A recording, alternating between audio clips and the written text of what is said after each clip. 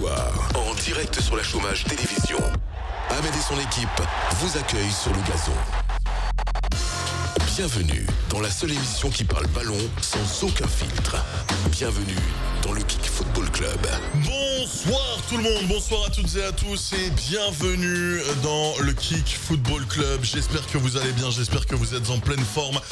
On est en direct, en multiplateforme sur Facebook, sur LinkedIn, sur Twitter, sur YouTube, sur Twitch. Nous sommes également en direct sur Kick et nous sommes en direct sur TikTok ce soir. J'espère que vous allez bien en tout cas. J'espère que vous êtes en pleine forme, mesdames et messieurs. Pour cette nouvelle soirée du Kick Football Club, on accueille Mounir qui nous suit sur TikTok. Bienvenue à Mounir, bienvenue également à celles et ceux qui nous regardent ailleurs, comme par exemple Raven qui nous dit bonjour sur YouTube. Bonjour également sur Kick à Buddy, à Rocket, à la truie, à Hippie, qui d'autre, Kawen, GTO également qui est présent, Lisson, Buddy, Daryl Robot Project, bref, soyez les bienvenus, c'est parti pour le Kick Football Club. Et vous en avez l'habitude, je disais, comme toutes les semaines, je ne suis pas seul, je suis accompagné de mes fidèles amis, mes fidèles compagnons. Je vois qu'il est absolument mort de rire. On accueille Kevin, bonsoir Kevin. Ah, comment ça va? Putain, mais... Vous faites la tête de Sergio Garcia, là. Ah, j'en fais... Ah, c'est excellent, ça. Tu sais que, comme je te disais en antenne, genre... je t'ai vu pendant tout le week-end teaser l'affaire. Je m'étais dit, oh, il va faire un petit truc. Mais ça, là, c'est grandiose. C'est fabuleux. Depuis la grande illusion de Patrick Sébastien, j'ai jamais vu un truc comme ça. Anis qui nous dit, t'es d'une dégueulasserie sans nom. Ah. On dit bonjour à John qui vient de nous rejoindre sur TikTok. On dit bonjour également à PJ qui vient de nous rejoindre. GTO nous dit, t'avais fait une vraie moustache du PMU. Vraie moustache de tonton du bled, hein. Fabuleux. Et puis, eh bien, à mes côtés également, comme tous les lundis soirs, dès 21h, il est là. Yo-Yo, présent, comment ça va? Ah bon? Ça va, Ahmed, et toi? Eh ben écoute, ça va extrêmement bien. T'as vu cette tête d'épicier? Ouais, beau gosse, beau gosse. Écoute, je te mets combien de cigarettes? 1, 2, 3. C'est 90 centimes l'unité. T'as perdu un pari ou quoi? Alors, c'était pour la Ligue contre le cancer. On avait fait un live caritatif. Pour la bonne cause. Exactement, on avait fait un live caritatif. On avait récolté, j'avais récolté avec ma communauté 5000 € pour la cagnotte globale. Et c'était un défi. Si on atteignait un certain montant, du coup, de raser crâne et barbe pour soutenir justement et penser à celles et ceux qui malheureusement n'ont pas le choix de le faire et qui sont obligés de le faire par chimio. Donc voilà, une grande pensée d'ailleurs à toutes celles et ceux qui peut-être nous regardent en direct des hôpitaux. Kevin et Yo-Yo, est-ce que vous êtes prêts? On n'a toujours pas Croc le Lensois malheureusement. Croc le Lensois qui a quelques soucis personnels et qui du coup ne pourra pas être avec nous présent ce soir, mais on a une très grosse pensée à lui. Est-ce que vous êtes prêts, messieurs? Allez, vamos. On a un Marseillais, on a un Parisien, nous avons vous également dans le chat. C'est parti, pendant 1h30, on va parler ballon rond, on part dans le Kick Football Club. Ce soir, en direct sur la Chômage Télévision, c'est le Kick Football Club. Alors, juste pour le chat Kick, est-ce que l'un d'entre vous peut mentionner Cerveau ou envoyer un message à Cerveau pour lui dire d'envoyer un message dans le chat YouTube afin que je puisse lui mettre les droits de modération sur YouTube. Et on accueille Bibi également qui vient de nous rejoindre sur Kick. Welcome, j'ai tous les chats sous les yeux, donc n'hésitez pas que vous soyez sur YouTube, Twitch, sur Facebook, sur LinkedIn, sur Twitter, sur TikTok. Je vous lis, on dit bonjour à 3 petits points sur TikTok qui est présent. Cerveau est demandé à la queue de TC. Au pire, envoie-lui un petit DM, mon Roro, et dis-lui d'envoyer un message dans le chat YouTube. Alors, on va entrer dans le vif du sujet. On va pas perdre de temps parce que forcément, il est déjà 21h30. On a eu un petit peu de retard. Et on va commencer par vos tops et vos flops. Messieurs, on va rentrer dans le ring. Et Et on va commencer par le premier top de Yo-Yo. Alors mon top là c'est plus un coup de cœur. Je me suis couché un petit peu tard hier et donc j'ai pu regarder le championnat brésilien pour suivre Dimitri Payet, voir ce qu'il faisait un petit peu sur cette terre-là. Il faut rappeler que c'est le premier Français à jouer sur le championnat brésilien, donc c'est pas rien. Et en fait il joue le maintien avec son club de Vasco de Gama pour restituer un petit peu tout ça. En fait il y a 4 clubs à Rio de Janeiro. Il y a Flamengo qui est le plus populaire de Rio. Il y a Fluminense qui vient de gagner la Copa Libertadores. Il y a Botafogo. L'ennemi juré d'ailleurs, Flamengo. Ouais, Flamengo et Fluminense, c'est vraiment les 2 gros clubs de la ville. Ah, je n'ai plus de son, attendez. Là c'est bon, on vous entend. Ouais, je sais pas où ça a coupé, mais... Ouais, fausse manip. Ouais, donc je disais qu'il y avait 4 clubs à Rio, 2 gros, Flamengo, Fluminense, qui se font un petit peu la guerre. Après, t'as le Botafogo de Seedorf, où il a joué, qui est un 3e club de haut, et il y a le 4e qui est Vasco de Gama, un club où il y a eu Romario, et Payet joue là-bas, et en fait, ils l'ont pris pour se sauver, parce qu'ils étaient relégables à l'époque, et il a mis un joli petit coup franc hier à la 94e, pour donner la victoire à son équipe, dans une ambiance incroyable, les gens ils étaient en pleurs dans le stade, donc c'était mon petit coup de cœur du week-end. Qui joue là-bas aussi, non? Néné, à Vasco? Ouais, je crois qu'il y a Néné qui joue à Vasco de Gama. Hein. Non, il y a Gary Medel à Vasco. Gary Medel? Néné joue pas là-bas? Non, il y a Léo Jardim, le gardien, l'ancien gardien de Lille. Ah ouais, putain. Mais non, il y a que Gary Medel qui est plutôt connu à Vasco. Donc voilà, ils ont gagné. Ouais, vas-y. Ils ont gagné un match qui était important pour le maintien. 94e, il a mis un coup franc. Ah non, il joue à Juventus de Néné. Autant pour moi. Donc voilà, c'est le petit coup de cœur du week-end. Le premier top de Kevin, du coup. Ouais, bah moi en fait on va revenir un peu en Europe et on va rester par contre dans un pays lusophone, c'est donc au Portugal avec le derby de Lisbonne entre le Sporting et Benfica. Franchement, je regrette pas d'avoir regardé ce match-là. Franchement, dimanche on a été servi vraiment en gros match européen, parce que bon, Johan va parler tout à l'heure de la Ligue 1, mais en gros match européen, vraiment, on était servi entre le super match entre Chelsea et City, et là, le derby Lisbonne est complètement ouf. Alors, en gros, pour vous la faire rapide, Sporting met le premier but sur quasiment la première attaque. Pendant tout le match, t'as Di Maria, João Mario et autres qui arrivent pas à marquer ce fameux but. 94e minute, but sur un corner d'une petite pépite, la João Neves, là, qui met un putain de but d'ailleurs. Et après, à la 96e minute, donc ça veut dire quasiment un peu plus d'une minute après, explosion dans le stade, Di Maria qui fait un numéro, qui la glisse, centre en retrait, but de Ornes, quoi, il s'appelle Ornes, quoi, un truc comme ça. Et non, franchement, le match complètement dingue, l'ambiance était folle, envahissement un peu du terrain et tout. Voilà, c'était un excellent derby et c'était hier soir. C'était hier soir, ouais. C'est un petit clin d'œil à faire à tous mes amis portugais qui sont là et qui pour la plupart sont d'ailleurs benfiquistes. Ouais, il faut savoir que là-bas, le Sporting, c'est le club de la classe bourgeoise à Lisbonne, et Benfica, c'est le club un peu populaire, plus la classe ouvrière. Et il faut savoir que sur toute la population portugaise, il y a 70% des gens qui sont pour le Benfica. C'est ouf quand même. Hein. Qui est un club extrêmement populaire là-bas. Alors que pour nous, en Ile-de-France, c'est pas forcément valable parce que il y a beaucoup d'immigration portugaise en Ile-de-France qui vient du nord du Portugal. Et du coup, on connaît beaucoup de gens qui sont pour Porto. Mais c'est pas représentatif du Portugal où quasiment tout le pays est pour le Benfica, quoi. Et puis, tu avais des gens aussi qui étaient pour Porto parce que Porto brillait aussi sur la scène européenne. Ouais. Donc, voilà, il y avait aussi ce côté de moi, j'aime les équipes qui gagnent. Donc, voilà, c'est plus facile d'être pour Porto que Benfica qui a pu gagner depuis la fameuse main de Vata. Ouais. Je crois qu'ils sont à égalité en Ligue des Champions, Benfica et Porto, il me semble. J'ai pas checké. Ils en ont autant chacun, je crois.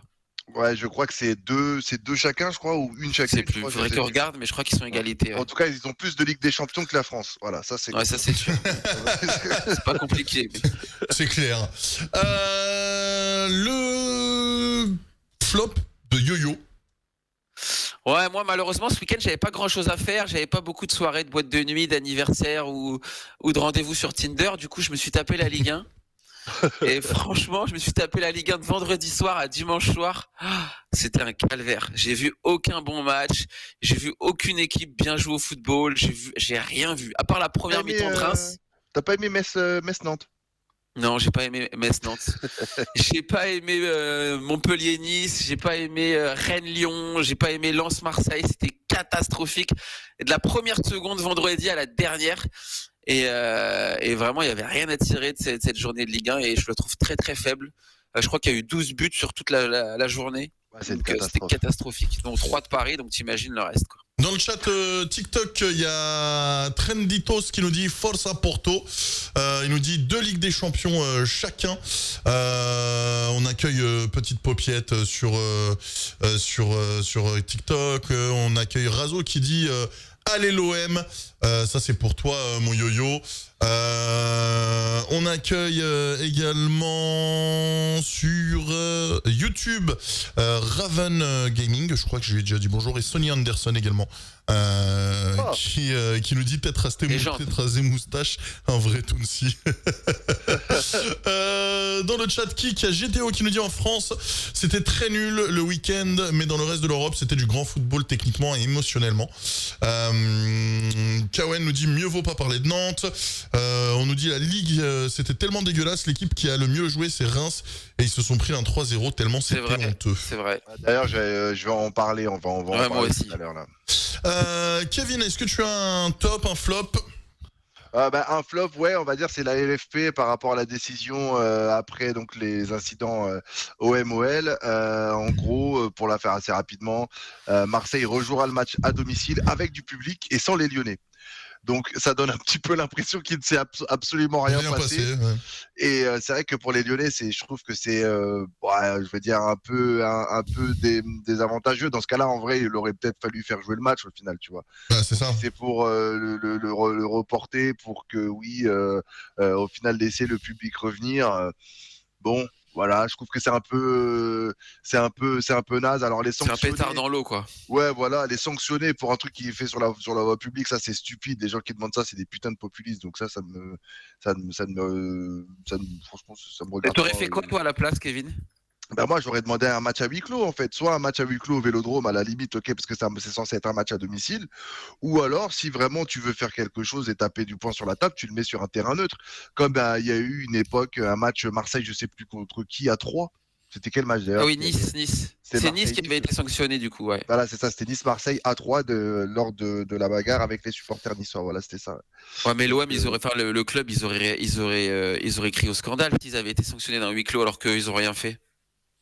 En somme, l'OM n'a rien fait et c'est une des raisons pour lesquelles en gros le public est là, mais je veux dire que moralement parlant, t'envoies pas de bon signal, quoi. Mais bon, je suis d'accord, si j'étais lyonnais je me serais senti niqué. Ah, de fou, tellement. Mais je sais pas quelle décision aurait été la moins pire entre guillemets. Pour moi j'aurais fait match au Vélodrome et à huis clos, tu vois, donc tu laisses le match à domicile pour que Marseille garde quand même son avantage, comme dirait Patrick Vieira de domicile, de jouer à la maison, voilà. mais sinon, voilà, tu peux pas te permettre de faire ce genre de truc. Je trouve que c'est pas bien. Ça lèse en fait une équipe qui, elle, a été fortement endommagée au match aller. Le dernier top flop de Kevin, puisque tu en avais 3 cette semaine. Ouais, c'était pour la liste de Didier Deschamps avec la sélection de mon petit gamin, de mon bon gamin, Zahir Emery. Vraiment un joueur exceptionnel que j'aime beaucoup. C'est vrai qu'au début, on le savait fort, mais pas autant, pour être honnête, parce que je trouve que cette saison, de match en match, il est en train de gagner en assurance, en maturité. Et c'est vrai que cette sélection d'équipe de France, vraiment, elle est plus que méritée. Je me dis que si Boubacar Kamara y est, pourquoi pas lui? Voilà. Et du coup voilà, donc c'est bien. Et puis sinon la liste en général, voilà, c'est du Didier Deschamps, je vais pas trop la commenter pour pas perdre de temps, mais en tout cas voilà, félicitations à Zahir Warren. Zahir Emery. Ah ouais, voilà, putain, mec, je te jure, ça c'est les effets du footing. J'ai toujours eu 30 minutes, j'en peux plus. Mais ouais, félicitations à lui. Et j'espère en tout cas qu'il aura du temps de jeu, parce que c'est bien de l'appeler, mais j'espère qu'il va jouer. Par exemple, contre Gibraltar, là, au moins une vingtaine ou une trentaine de minutes. Ce serait pas mal, effectivement. Ouais. Après, Deschamps, il est dur avec les premières sélections. Oui, c'est vrai qu'il fait pas croquer très vite. En ce qui concerne les messages, Trenditos nous dit petit débat championnat français au-dessus du championnat portugais ou non? En quelques mots, messieurs. Non, moi je pense qu'il est moins bon le championnat français. Heureusement qu'on a le PSG qui sauve un peu la mise, mais Porto, Benfica, Sporting, Braga, c'est bien plus costaud. Hein. D'ailleurs, il y a eu un petit exemple cet été. L'OM s'est fait sortir par le Pana, qui s'est fait sortir lui-même par Braga. Ouais. Non, c'est vrai que. Ouais. Vas-y, Kevin, justement, j'allais réagir par rapport à ça, mais vas-y. Non, mais je dis oui que pour moi, c'est assez compliqué de juger ça parce qu'au final, un match moyen du championnat portugais, tu peux pas le regarder. Moi, je suis désolé. Pourtant, j'ai un de mes oncles qui a joué à Maritimo, Joël Tagueux, qui a joué à Maritimo pendant 1 saison et demie. Et c'est vrai que, j'arrivais pas à regarder les matchs, quoi. Genre un Maritimo Braga, un Estoril contre je sais pas quoi. Tu peux pas rester pour regarder ça. Mais est-ce qu'un Portugais, il peut regarder, regarder Clermont-Lorient? En bonne vrai, question. Je pense pas. Ouais, mais non, mais en vrai, je te dis la vérité, je pense que le niveau des équipes en dessous, le trio de tête que t'as, ou le 4 ou le quatuor que tu as cité, c'est-à-dire que les deux clubs de Lisbonne, Porto et Braga, à la limite, en dessous de ça, je trouve que c'est très moyen en vrai. C'est très moyen. GTO dit pas du tout, le championnat portugais est largement au-dessus, mais un match moyen du championnat français, on peut le regarder, c'est une blague. On pose la question, frère, et quand on n'est pas d'accord, tu te vexes. Non, c'est quelqu'un d'autre. C'était Trenditos. C'était Trenditos sur TikTok qui posait la question, et GTO sur Kik qui répond et qui dit non, le championnat portugais est au-dessus du championnat français. Surtout, ils ont une vraie culture foot là-bas. Ils ont des vrais clubs, des vraies institutions, des joueurs qui respectent ça. Il y avait un interview de Tarapt qui parlait de Benfica, et en fait, il y a une vraie culture foot au Portugal qu'on n'a pas chez nous. Un petit peu proche du Brésil d'ailleurs. Moi, je suis d'accord avec ça, avec le fait que oui, les équipes de tête, c'est-à-dire que les deux clubs de Benfica, Porto, par rapport aux, on va dire, des autres clubs français, peut-être hors PSG, genre c'est d'ailleurs Lyon, Monaco, Marseille, évidemment, pour moi, c'est au-dessus. Pas photo. Ils ont un parcours européen, ils ont gagné des Coupes d'Europe, ils ont une culture de club, comme tu as dit, Johan, et tout, il n'y a pas de problème. Mais si tu regardes l'ensemble du championnat, enlever le côté patriote, parce que je pense que les gens qui parlent comme ça, c'est les Portugais. Enlever le côté patriote. Moi, je suis désolé. De regarder Estoril Maritimo ou regarder un Rennes-Lyon, c'est pas pareil. Mais Lyon, c'est équivaut à Porto, Benfica, non? Oui, dans l'aspect, mais aujourd'hui sur le terrain, malheureusement, oui, c'est pas trop ça.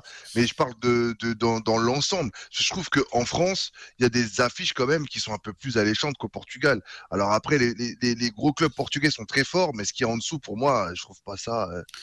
Après, sur l'indice UEFA, ils sont derrière nous, donc ça veut dire que logiquement et scientifiquement, ils ont des moins bons résultats en Coupe d'Europe que nous. Mais déjà, il y a ça. Et puis, au-delà même de l'indice UEFA, je trouve que même dans la valeur intrinsèque des choses. Alors évidemment, le Portugais il va te dire que ouais, mon championnat il est bon. Oui, je te crois. Mais dans le fond, je te dis, il y a peu de gens qui peuvent rester devant. Il y a GTO qui nous dit je suis pas du tout portugais et le championnat de France c'est extrêmement pourri. Il y a aucune affiche en France, faut arrêter. Arrêtez ça. Tiens, par contre, tu vois, en fait, le problème c'est que le championnat de France et ça c'est peut-être. Mais oui, c'est aussi là le problème de plein de médias mainstream comme RMC qui a surfé pendant des années là-dessus en disant que la Ligue 1 c'est de la merde. La Ligue 1 c'est pas de la merde. En fait, le problème c'est que en France, déjà, la culture des clubs et le football de club est complètement différent. C'est-à-dire que, par exemple, un mec comme Johan qui est parisien, on va dire, de naissance et d'habitation, va supporter une autre équipe. Et ça fait qu'en fait, que le sentiment d'appartenance et tout est complètement différent par rapport au Portugal. Tu vois, au Portugal, des mecs de Lisbonne, les 3/4 des mecs de Lisbonne, ils sont soit pour Benfica, soit pour le Sporting. Et rien que déjà ça, tu vois, rien que déjà dans l'appréhension du football et dans la compréhension du football, c'est complètement différent. Et c'est vrai que oui, en France, c'est déjà, au-delà même du foot, on n'est pas un pays de sport. Quand déjà tu vois que les mômes à l'école, on leur a enlevé 2 heures de PS par semaine, on n'est pas un pays de sport. Ouais. Donc on ne peut pas s'étonner de ne pas être un pays de foot. Hein. Bon, on va s'arrêter sur ce sujet-là. Quentin dit sur TikTok entièrement d'accord avec l'intervenant. GTO dit je suis de la région parisienne, je supporte le PSG et la Ligue 1 c'est très pourri, je le répète. Sur YouTube, Griezmann 3 incroyable, sérieusement, c'est Mohamed Islam qui nous dit ça. De toute façon, on en parlera dans la soirée. Tony Aubert nous dit en flop, on peut parler de Matic contre l'arbitre. Scandaleux que le rouge ne soit pas mis. Je sais pas ce que vous en pensez les mecs. Ouais, il est un peu abusé quand même. Oui, il a hurlé dessus alors qu'il a un peu aboyé, ouais. Mais après, en fait, l'image elle est impressionnante parce que c'est une nana. Moi, j'ai déjà vu Zlatan parler à monsieur Saïd Njimi de cette nana. Personne n'a dit que c'était scandaleux parce que tu vois, c'est un homme face à un homme. Donc voilà, c'est oui. Et d'ailleurs une arbitre qui est très très mauvaise. Et sur Kick, pour revenir au flop de Kevin, GTO était d'accord avec toi et dit ça aussi c'est honteux, la LFP fait vraiment n'importe quoi. Quel message ils envoient aux Lyonnais? Faut-il attendre qu'il y ait un coach mort pour agir? Ils auraient dû faire sur un match sur terrain neutre à huis clos. Et PJ nous donne l'info que Zahir Emery portera le numéro 8 avec l'équipe de France. Ouais. Donc, ça c'est voilà. bon quand même. Trenditos qui dit bon allez, on a un deuxième petit message et débat qui nous est arrivé sur TikTok, et ensuite on va attaquer le sommaire de l'émission, enfin les sujets qui vont être abordés ce soir. Juste avant, je vous rappelle que si jamais vous avez envie de passer à l'antenne les amis, si jamais vous avez envie de réagir, c'est possible totalement sur le Discord officiel. Tu veux passer à l'antenne pour réagir ? Ça se passe sur le Discord de la Chômage Télévision. Tape !Discord dans le chat et mets-toi dans le vocal standard. Il suffit de rejoindre le Discord, discord.gg/Ahmed LNDY, AHMED LNDY. Donc n'hésitez pas à nous rejoindre. Vous êtes très nombreux à nous regarder sur Kik, nombreux à nous regarder également sur YouTube, sur TikTok également. On embrasse TikTok qui vraiment pour le coup est présent. On embrasse aussi Twitch qui... Ouais, il y en a quelques-uns qui sont là sur Twitch, mais ils parlent pas trop. N'hésitez pas à parler. En tout cas, sachez que j'ai tous les chats sous les yeux. Que ce soit TikTok, on dit bonjour à Manu Rossi, que ce soit YouTube, Facebook, Instagram, Twitter, enfin pas Instagram, LinkedIn, Twitter, YouTube, Twitch, Kik, je vous vois partout. Donc n'hésitez pas à répondre et à débattre avec Johan et Kevin dans le chat. Et si vous voulez passer à l'antenne, eh bien n'hésitez pas également, discord.gg/AhmedLND. On peut donc dire qu'il a bien mangé la vie. Oui, j'ai bien mangé la vie, exactement. Dope qui nous dit ça sur TikTok. Trenditos qui dit, et là pour le coup messieurs, je veux vraiment un message, une réponse très très courte, en quelques mots. Paris, c'est Trenditos qui nous demande sur TikTok, Paris peut-il gagner la Ligue des Champions un jour? On va commencer par le Parisien de l'équipe, Kevin. Bah dans l'absolu oui on va dire, mais c'est compliqué de répondre à cette question. C'est comme si tu demandes à quelqu'un est-ce que tu vas être millionnaire un jour ou l'autre. Tout le monde va dire oui, on espère être millionnaire, mais oui, après, au vu des derniers résultats, tu as envie de dire non, mais là, j'ai envie de dire, voilà, il y a un projet qui s'est mis en place, on a envie d'y croire, donc oui. Yo-Yo, le Marseillais de l'équipe. Pareil, un jour, oui, ils sont candidats chaque année, ils sont pas forcément les favoris, mais ils sont dans les outsiders, ils sont dans un petit peloton de 5-6 équipes, donc ils auront les opportunités de la gagner dans les années à venir. Cette année, je pense que c'est un peu juste, mais... bien entendu qu'on peut pas dire non à une réponse comme ça. Il y a sur TikTok TGJQEHLF qui dit Marseille Ligue des Champions, Paris n'a aucune âme, ils vont jamais y arriver. On a Quentin qui dit honnêtement c'est compliqué. Roro nous dit oui sur Kik. Sur YouTube, Nasna nous dit un jour oui. Bref, c'est vrai que c'est un peu compliqué de répondre à cette question comme ça, mais que ce soit moi ou Kevin qui sommes supporters parisiens, bien évidemment qu'on espère un jour remporter la Ligue des Champions. C'est souvent quand on s'y attend le moins. Bah ouais, 2020 je m'y attendais pas du tout, franchement. Ouais, on a failli. Ouais, 2020 je pensais qu'on allait se faire sortir même par l'Atalanta, mec. Mais honnêtement, je préfère, et ça va peut-être paraître bizarre, mais je suis content que notre première Ligue des Champions gagnée ne soit pas celle-là.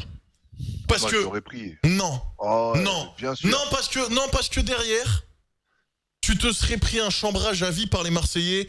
Ah ouais, putain, votre Ligue des Champions, la coupe Covid, la coupe Covid. Ouais, c'est la coupe Covid. Ouais, vous avez chopé la Ligue des Champions alors que c'était Final 4 ou Final 8 de mes couilles. Frère, ouais, mais la question que j'ai envie de poser, c'est que est-ce que à Munich, la Ligue des Champions qu'ils ont gagnée, il la compte pas? Non, mais tu connais les Marseillais. Est-ce qu'il la compte pas la Ligue des Champions? Il la compte. Et il la compte. Pourquoi on la compterait pas? Oui. Voilà, mais bien sûr qu'il la compte. Alors pourquoi si le PSG avait gagné, on aurait dit ouais, coupe Covid. Tu connais les Marseillais, frère, ils auraient dit c'est le Final 8. Mais tu sais que même si on gagne de manière normale, ils vont dire c'est normal, 4 milliards dépensés, nous aussi on va la gagner. C'est une bonne guerre, Vous dites qu'on l'a acheté et puis nous. Non, mais vous l'avez acheté. Votre président est parti en prison. J'ai regardé les trucs. J'ai vu les trucs. Le match VAOM, il a même pas été acheté. Hein. Allez, on passe à autre chose, sinon on va passer la soirée sur ce débat. On va attaquer le sujet Ligue 1 et on va faire un retour sur Racing Club de Lens, Olympique de Marseille. Et on va laisser la parole aux Marseillais de l'équipe. Mon cher, pourquoi je parle comme Eric Dimeco ou comme Vincent Moscato? C'est Roland Courbis. C'est Roland Courbis. Roland Courbet. Ah, je suis courbé. On va laisser la parole aux Marseillais de l'équipe. Mon yo-yo, RC Lens, Olympique de Marseille. Ouais, ça va être rapide parce qu'il s'est vraiment pas passé grand-chose sur le match d'hier soir. Un grand déchet technique, pas beaucoup d'intensité. Je pense que c'était deux équipes qui étaient un petit peu fatiguées par leur semaine en Coupe d'Europe. Donc ça aurait pu basculer d'un sens comme de l'autre. C'est Lens qui a gagné, c'est pas forcément mérité, mais c'est pas un vol non plus très très faible au niveau du match. Deux équipes qui ont fermé derrière, pas beaucoup d'occasions de but. Il y en a eu une des deux côtés, il y a Harit qui rate un peu l'immanquable. Et Lens, ils en ont une également, mais sinon ils marquent sur un coup de pied arrêté. C'est triste parce que c'est deux équipes qui avaient un super niveau de jeu l'année dernière, qui avaient un jeu emballant, qui était vraiment une belle vitrine pour notre football français. Et cette année, malheureusement, c'est que la pâle copie de ce qu'on a vu l'année dernière. Donc un match faible en occasion et pas une belle vitrine pour la Ligue 1 qui cherche d'ailleurs à revendre ses droits. En ce moment, on leur fait pas une belle pub, en tout cas en termes de spectacle. Après, en termes de niveau, le débat peut être ouvert. Mais pour deux grands clubs du football français qui sont Lens et Marseille, le spectacle était bien pauvre. Et puis comme je vous ai dit la semaine dernière, Marseille va faire une saison qui va être sans relief. Je pense pas qu'ils vont être en danger pour le maintien, mais je pense pas qu'ils joueront la Coupe d'Europe non plus. Donc ça sent une saison vraiment longue et pénible, quoi. Tu réponds à la question de Trenditos qui dit justement est-ce que Lens peut aller loin LDC? Ils ont perdu le match qu'il fallait pas perdre là au PSV. Non, je pense que loin, non. Au mieux, ils feront 8e. Au pire, ils iront en Europa League. Mais non, loin, Lens, ils peuvent pas. Kevin, le match face au PSV, la doublette, très important ce match. Ouais, mais ils sont encore là. Ils ont 5 points. Ils sont en deuxième égalité. Hein. Mais bon, le match à Séville, ça va être chaud. Non, ils reçoivent Séville. Oui, pardon, face à Séville, oui. Je voulais dire face à Séville à Bollard. Kevin, du coup, selon toi, Lens-Marseille, du coup. Oui, Lens-Marseille. En vrai, Lens-Marseille, moi, du coup, comme j'étais devant le derby Lisboète, c'était, j'ai pas trop regardé le match, mais on va dire, j'ai vu des longs résumés grâce à la super page YouTube de la Ligue 1. C'est vrai qu'il n'y a pas eu beaucoup d'occasions à se mettre sous la dent. Il y a eu une grosse occasion, la sortie sur la ligne par Verretou. Sur une frappe, je sais plus d'ailleurs. Wesley Saïd. C'est Wesley Saïd, son nom est incroyable.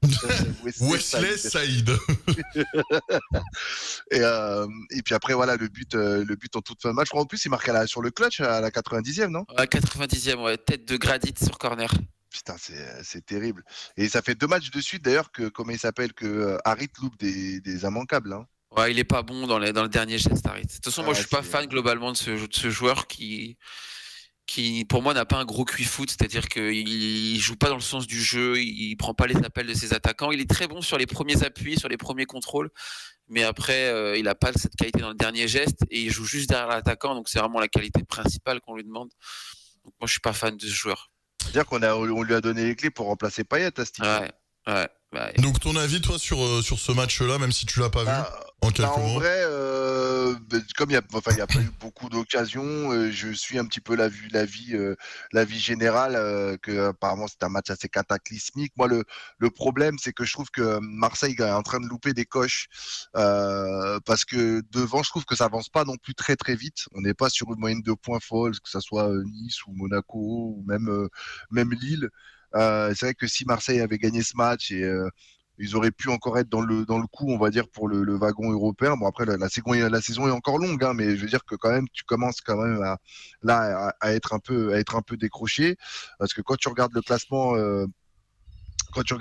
de la Ligue 1, c'est vrai que Marseille, par rapport à on va dire vulgairement le maintien, c'est pas non plus très très très très loin, quoi.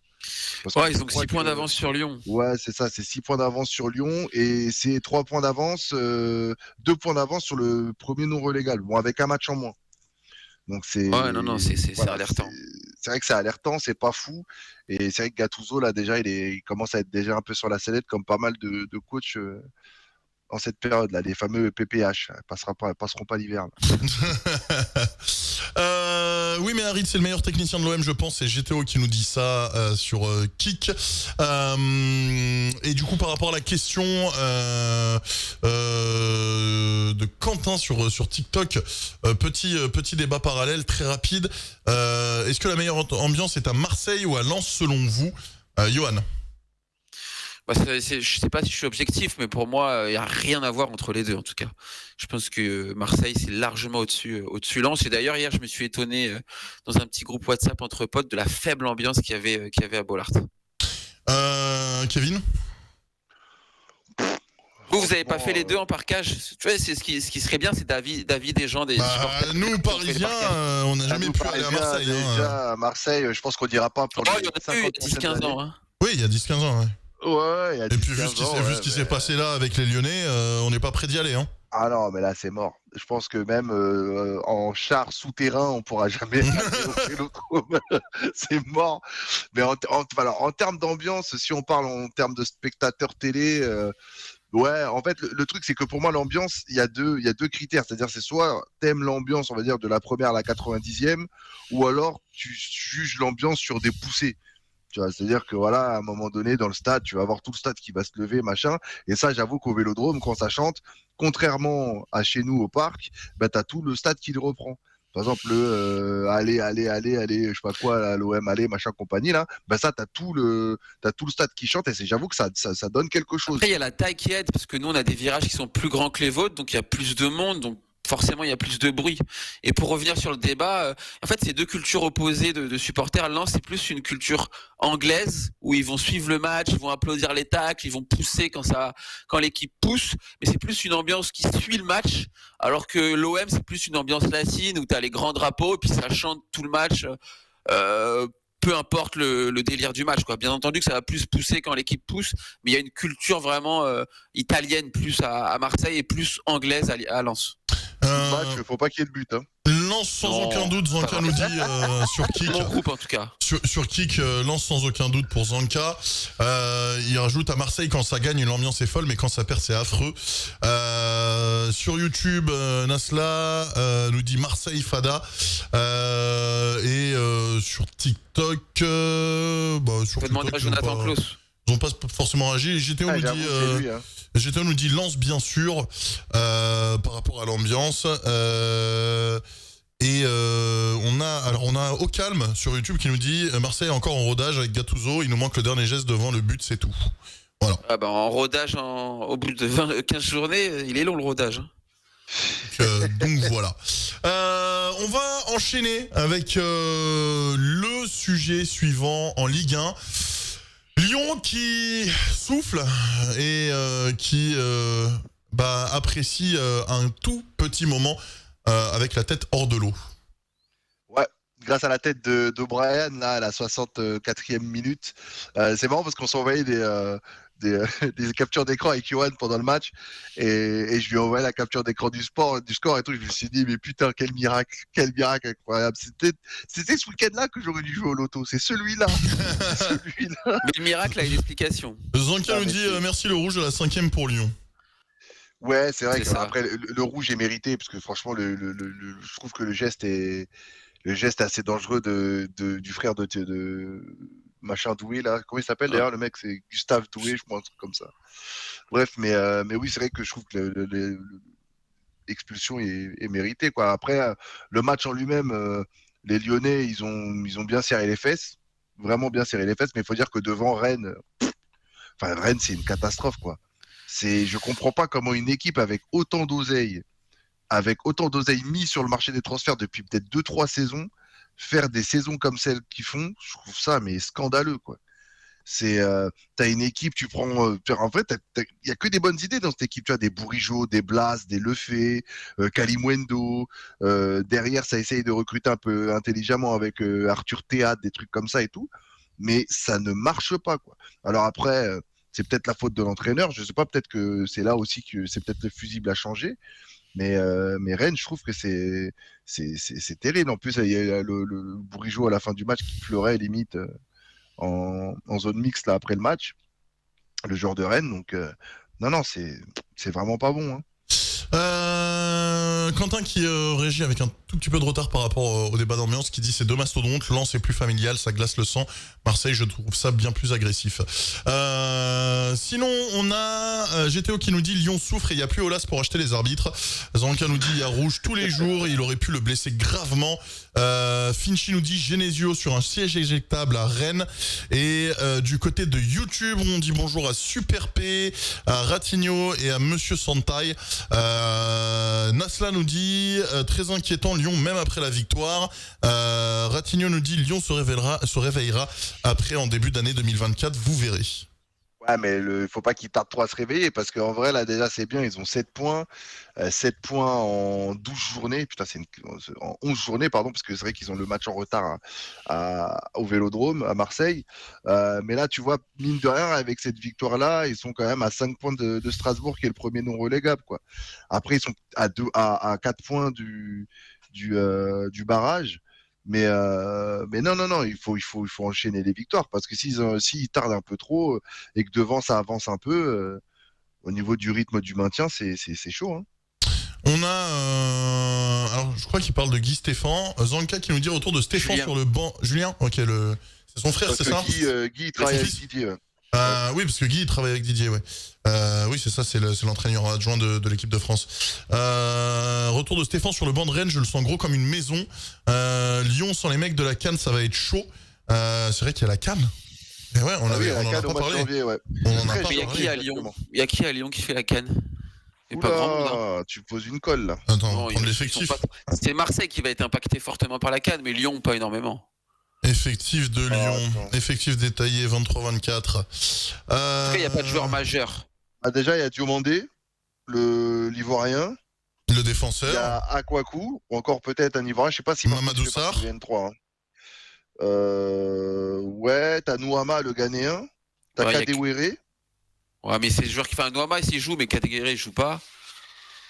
Ouais, non, il n'y a pas beaucoup de. Il n'y a pas de joueurs majeurs, en tout cas. Tu vois, Marseille, t'as Harry, Tounaï, Mbemba. Oui, c'est vrai que. Sarr, Gay, Ndiaye, ça n'a rien à voir, tu vois. Baldé, il joue un petit peu, non ? Momo Baldé ? Mama Baldé, ah oui, il est. Quelle nationalité, lui ? Alors, lui, il est Guinée-Bissau. Je sais pas s'ils sont qualifiés. Mais je sais pas s'il joue parce qu'il a la double nationalité. Je sais pas s'il joue avec le Portugal ou avec la Guinée. Portugal, sûr que non. Et je sais pas si la Guinée s'est qualifiée, mais lui, effectivement, il était titulaire hier. Alors, groupe. S'il y a des Lyonnais qui s'y connaissent un petit peu. Salut Aka, salut. Il va être bouillant le derby Saint-Etienne-Lyon en Ligue 2, Nasla nous dit. Guinée-Bissau, ils sont qualifiés. Zanka dit à voir si Cherki choisit l'Algérie. Oh, je suis pas sûr que ça change grand chose. Ouais, puis il le fera pas pour la CAN. Joueur de five. Comme vous aimez dire. Ouais. Ça va rajouter un autre joueur de five dans l'équipe d'Algérie, c'est bien, ils aiment bien ces joueurs-là. Il y a Made in Belgium sur TikTok qui nous dit Lyon doit piocher dans l'effectif de Molenbeek. Je sais pas si c'est une blague ou si Molenbeek a une équipe de foot. Non, c'est pas une blague parce qu'ils ont le même propriétaire en fait. D'accord, ok. Donc ils peuvent essayer de s'arranger. Le président, il a 3-4 clubs. Il a un club au Brésil, Botafogo. Il a un club en Belgique et il a Lyon. Je crois qu'il en a un autre au Portugal ou ailleurs. Salut Stifler sur Kik. Après ça reste incompréhensible sur YouTube, c'est Ratigno qui nous dit ça. Ça reste incompréhensible le début de saison à Lyon, pourtant sur le papier il y a de très bons joueurs. Et Aka nous dit allez l'OM bien sûr. Et les amis, je vous rappelle que si jamais vous avez envie de participer, si jamais vous avez envie de passer à l'antenne, ça se passe sur le Discord, discord.gg/AhmedLendi. Tu veux passer à l'antenne pour réagir ? Ça se passe sur le Discord de la Chômage Télévision. Tape !Discord dans le chat et mets-toi dans le vocal standard. Pour finir par rapport au sujet du coup de Lyon, mon yo-yo, le temps que Kevin revienne, pour conclure, ton avis. Ouais, moi j'ai regardé le match en entier. En fait, Lyon, ils avaient énormément de pression au coup d'envoi parce que les concurrents directs pour le maintien avaient gagné. Clermont avait gagné.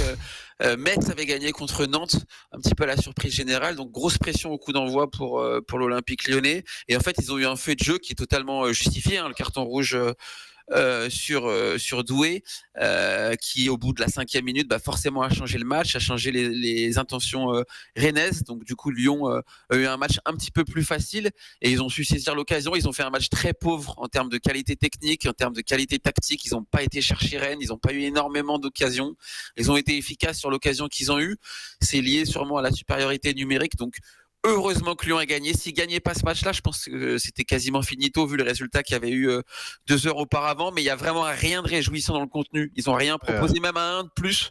Je me suis dit, bon, on va voir un Lyon un petit peu plus offensif et emballant. Ils ont fait un match très ennuyant. Ils ont marqué sur une petite action sans avoir beaucoup d'occasions en plus.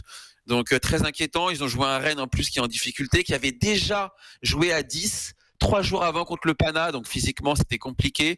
Ils ont essayé de faire de leur mieux, mais c'est pas passé. Donc voilà, 2 équipes en crise. Lyon, ils ont vraiment gagné le match de la dernière chance. Ça veut pas dire qu'ils vont se sauver, mais ça veut dire que s'ils avaient pas pris de points là, on aurait vraiment eu un pied et demi en Ligue 2. Et bon, en plus ils l'ont fêté, hein, c'est leur première victoire, t'imagines? Oh là là, et ils sont pas prêts, on les a tapés. 12e journée, il serait temps quand même, hein. Ouais, on les a tapés. Mais je comprends qu'ils soient soulagés quand même. Oui, non, c'est clair. Écoutez, on va passer à Paris. Le Paris Saint-Germain qui bat Reims. Mais, puisqu'il y a un mais, mon Kevin. Ouais, il y a un mais parce que dans ce match-là, en fait, Gigio Donnarumma a fait des arrêts de malade, vraiment des arrêts de malade mental. Je vous invite à aller regarder les images sur le YouTube de la LFP. Enfin, de la Ligue 1. Je vais éviter de mettre des images cette fois-ci, parce qu'on se rappelle tous très bien ce qui s'est passé quand j'ai mis des résumés de Ligue 1. Hein. On rappelle qu'on encule la LFP, ici dans le Kick Football Club, qui nous strike l'émission dès qu'on met des résumés à l'antenne. Et donc du coup, c'est vrai qu'il a fait un match de fou, et je trouve que Paris a beaucoup subi sur ce match-là. Reims a pendant quasiment une mi-temps pressé le PSG, mais d'une manière à ce que même limite les sorties de balles étaient très compliquées. En fait, ce match est très difficile à analyser parce que tu vois que déjà dès la 5e ou 6e minute, Paris marque avec un putain de but de Mbappé là sur un centre de Dembélé. Donc ça, je pense que ça leur a coupé les pattes. Et puis après, voilà, les occasions de taré qu'ils ont eu, les arrêts, voilà, ont dégoûté un attaquant. Et puis derrière, Mbappé, qui met un triplé, mais je trouve a fait un match minable, vraiment. Nul. T'es d'accord avec ton coach alors? Je vous interromps 2 petites secondes. Difoui qui nous dit qu'il veut passer à l'antenne et qu'il est dans le PMU. Je te prends dans quelques instants, mon Difoui. Vas-y, Kevin. Ouais, en gros, Paris, je trouve que Mbappé, il a pas fait un bon match du tout. C'est-à-dire que il a rien apporté à l'équipe. Certes, il était là à la conclusion. C'est bien, c'est ce qu'on lui demande. Mais je trouve que dans la construction du jeu, dans le jeu d'équipe, il y a par moments, en fait, on a l'impression qu'il veut jouer seul, en fait, qu'il veut tout le temps avoir le geste. Et puis il a des petits mouvements d'humeur. Je sais pas si vous avez remarqué ça, mais dès que la balle lui vient pas dans les pieds ou dès qu'on choisit un autre circuit de passe, toujours des petits gestes de mets-la moi, ou pourquoi tu la donnes pas, ou des gestes comme ça là, de trucs un petit peu à la Ryan Cherky là. Je trouve que c'est pas bien. Le comportement est pas bon en ce moment. Il a l'air un peu nonchalant, je trouve. Ouais, franchement. Et pour quelqu'un qui veut être leader de son équipe, je trouve que c'est pas la bonne attitude. Pour moi, un leader, c'est pas forcément que marquer des buts, c'est aussi que les gens se jouent pour toi. Pendant des années, tu vois, le Real Madrid a joué pour Cristiano parce qu'il savait que Cristiano allait leur rendre. Et là, je trouve que peut-être que, tu vois, avec d'autres joueurs, même si on dit qu'il n'y a pas beaucoup d'ego dans cette équipe, il faut pas non plus pousser, tu vois. À chaque fois que le mec il a pas un ballon, c'est mets-la moi ou machin, ou il met les mains comme ça. Ah, c'est trop. En ce qui concerne le chat YouTube, il y a Nasla qui nous dit il a pas fait d'arrêt, il s'est fait tirer dessus. Les arrêts qui paraissaient spectaculaires parce qu'on lui tirait dessus. Oh là. Nasla nous dit dollar. Comment on peut dire ça? Nasla nous dit dollar Rouma. Putain, mais les gars, sans déconner. Mais moi aussi, je vais te tirer dessus à 90 km/h. On va voir si tu vas la rater la balle. Qu'est-ce qu'on raconte comme connerie? C'est sérieux. Trenditos qui avait posé une question par rapport à Lyon. Est-ce que vous voyez Lyon le descendre en Ligue 2? Repose ta question tout à l'heure, au pire mon Trendy, et on repassera directement en quelques mots sur Lyon. Dans le chat kick, Zanka nous dit Paris sans Mbappé, ça joue l'Europa League. On a GTO qui nous dit le match du PSG était très nul, même si on a gagné 3-0, je vous le dis. Reims c'est l'équipe qui a eu le meilleur jeu ce week-end. Stifler nous dit j'étais deg pour Reims perso, mais Donnarumma était trop fort. GTO nous dit Mbappé a déjà la tête à Madrid ou à Liverpool. Non, mais moi je pense en fait que Mbappé il paye l'été pourri qu'il a eu, c'est-à-dire pas de match de préparation, à se préparer au camp des loges, à signer des autographes pendant 1 heure, enfin tout ce cirque là qu'on a eu cet été pour au final que le mec joue alors qu'il a toujours pas prolongé à ce que je sache. Hein. Il n'a pas prolongé, il a pas dit officieusement qu'il voulait rester ou je sais pas quoi. Donc voilà, le mec a perdu 2 mois de préparation pour au final pas grand chose, sauf que de retarder la préparation d'équipe et le jeu de Luis Enrique. Donc moi je pense qu'il paye tout ça. Et en plus de ça, il y a des bruits, voilà, étant à Paris, connaissant un peu des patrons d'établissement, tu sais que le mec aime bien sortir. Chose qu'il faisait un peu moins avant, mais là, depuis que certaines personnes sont parties, j'ai l'impression qu'il prend un peu le relais de ces personnes-là, sans certains excès, mais quand même. Et c'est vrai que quand tu ne te prépares pas et que, on va dire, tu as une vie hors terrain qui est un peu plus mouvementée, et ben voilà. Malgré tout le talent que tu as, à un moment donné, tu pioches et ça peut commencer à se voir sur le terrain, quoi. On a Toutou Roquette qui nous dit moi quand j'ai regardé le match Mbappé, à chaque fois qu'il avait le ballon il voulait toujours tirer et faire le petit geste qui servait à rien des fois. On a Difoui qui nous dit je suis d'accord avec toi, Mbappé très bon buteur et finisseur, mais oui il y a un comportement. On va d'ailleurs justement accueillir à l'antenne alors hop que je le retrouve, Stephen, il s'appelle Stephen, on va l'accueillir avec nous, hop, à l'antenne. Salut Stephen, comment tu vas? Ça va et vous? Bah écoute, ça va extrêmement bien, merci beaucoup. Tu es l'un des seuls... T'inquiète, tu vas l'entendre, je suis en train de faire la modif. Stephen qui est l'un des seuls à oser parler sur Twitch. Les mecs sur Twitch... Comment ça? Il y a des gens qui n'arrivent pas à oser du coup. Non, sur Twitch, on a de plus en plus de personnes qui sont là, qui regardent tapis dans l'ombre et qui n'osent pas spécialement réagir dans le chat. Je vais t'inviter à te mettre sur mon partage d'écran, mon frérot, pour pouvoir entendre l'équipe. Et du coup, l'équipe, normalement, c'est bon, doit t'entendre. Vous l'entendez, les mecs? Ouais. Oui. Ouais, c'est bon. Bon, alors, tu te mets sur mon partage d'écran, tu me dis dès que c'est bon, et comme ça, au moins, ouais, c'est bon. Vous m'entendez ou pas? Ouais, c'est bon, les gars? Ouais, on t'entend nickel. C'est parfait. Stephen, ton père est appelé comme ça parce qu'il est fan de Stephen Effenberg? Non, de Stéphane Curie. Non, Stephen King. Littérature, les mecs, hop là. Autre chose. Non, mais l'histoire que ma maman m'a racontée par rapport à Stephen, c'était un prénom qui était choisi par rapport à une série. Je sais plus laquelle d'ailleurs. Mais c'était juste un prénom.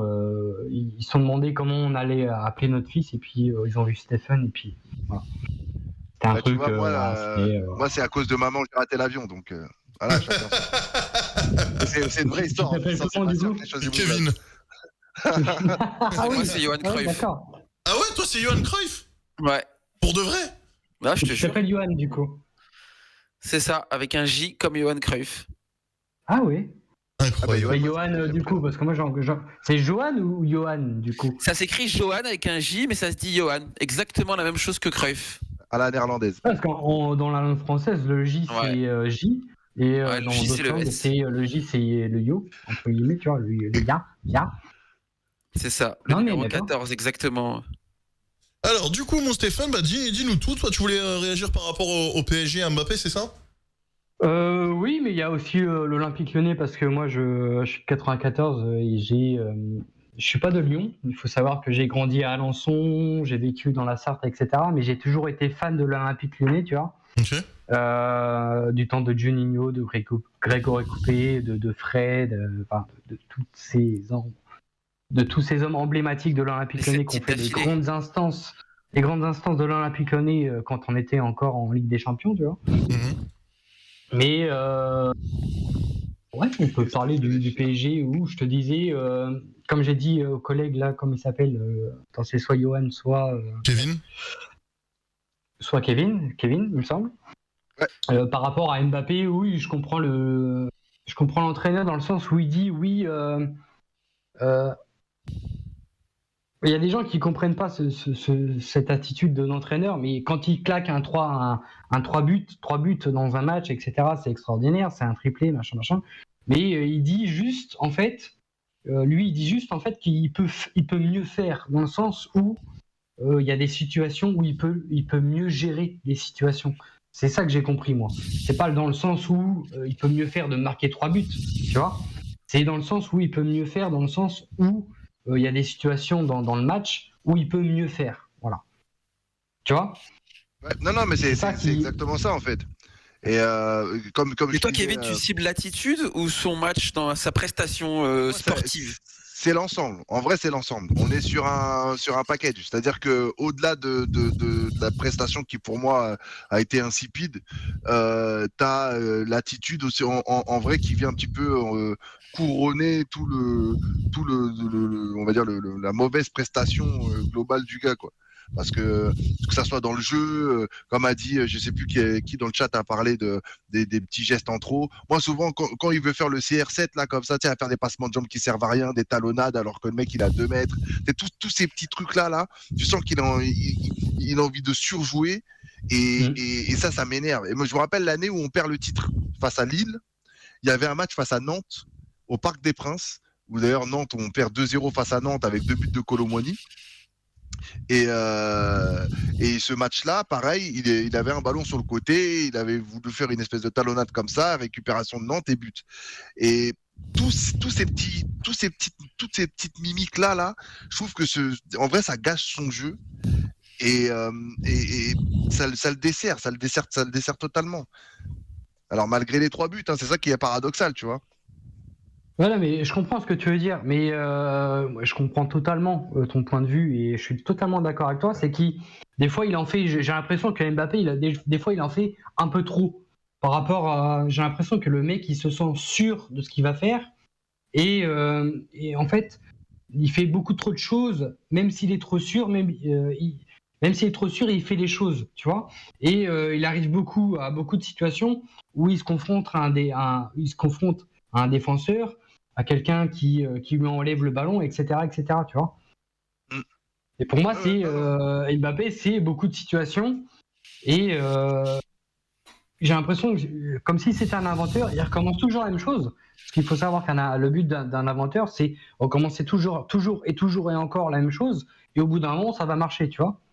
Tu vois ce que je veux dire ? S'il recommence toujours la même chose, et au bout d'un moment, ça va marcher. Et forcément, s'il refait tout le temps la même chose, ça va marcher dans entre guillemets 30%. Après, quand même, pour sa défense, le premier but, il faut quand même une grosse qualité technique pour le mettre. Ah non, c'est un but, il y a peu de joueurs de foot qui peuvent mettre ce genre de but.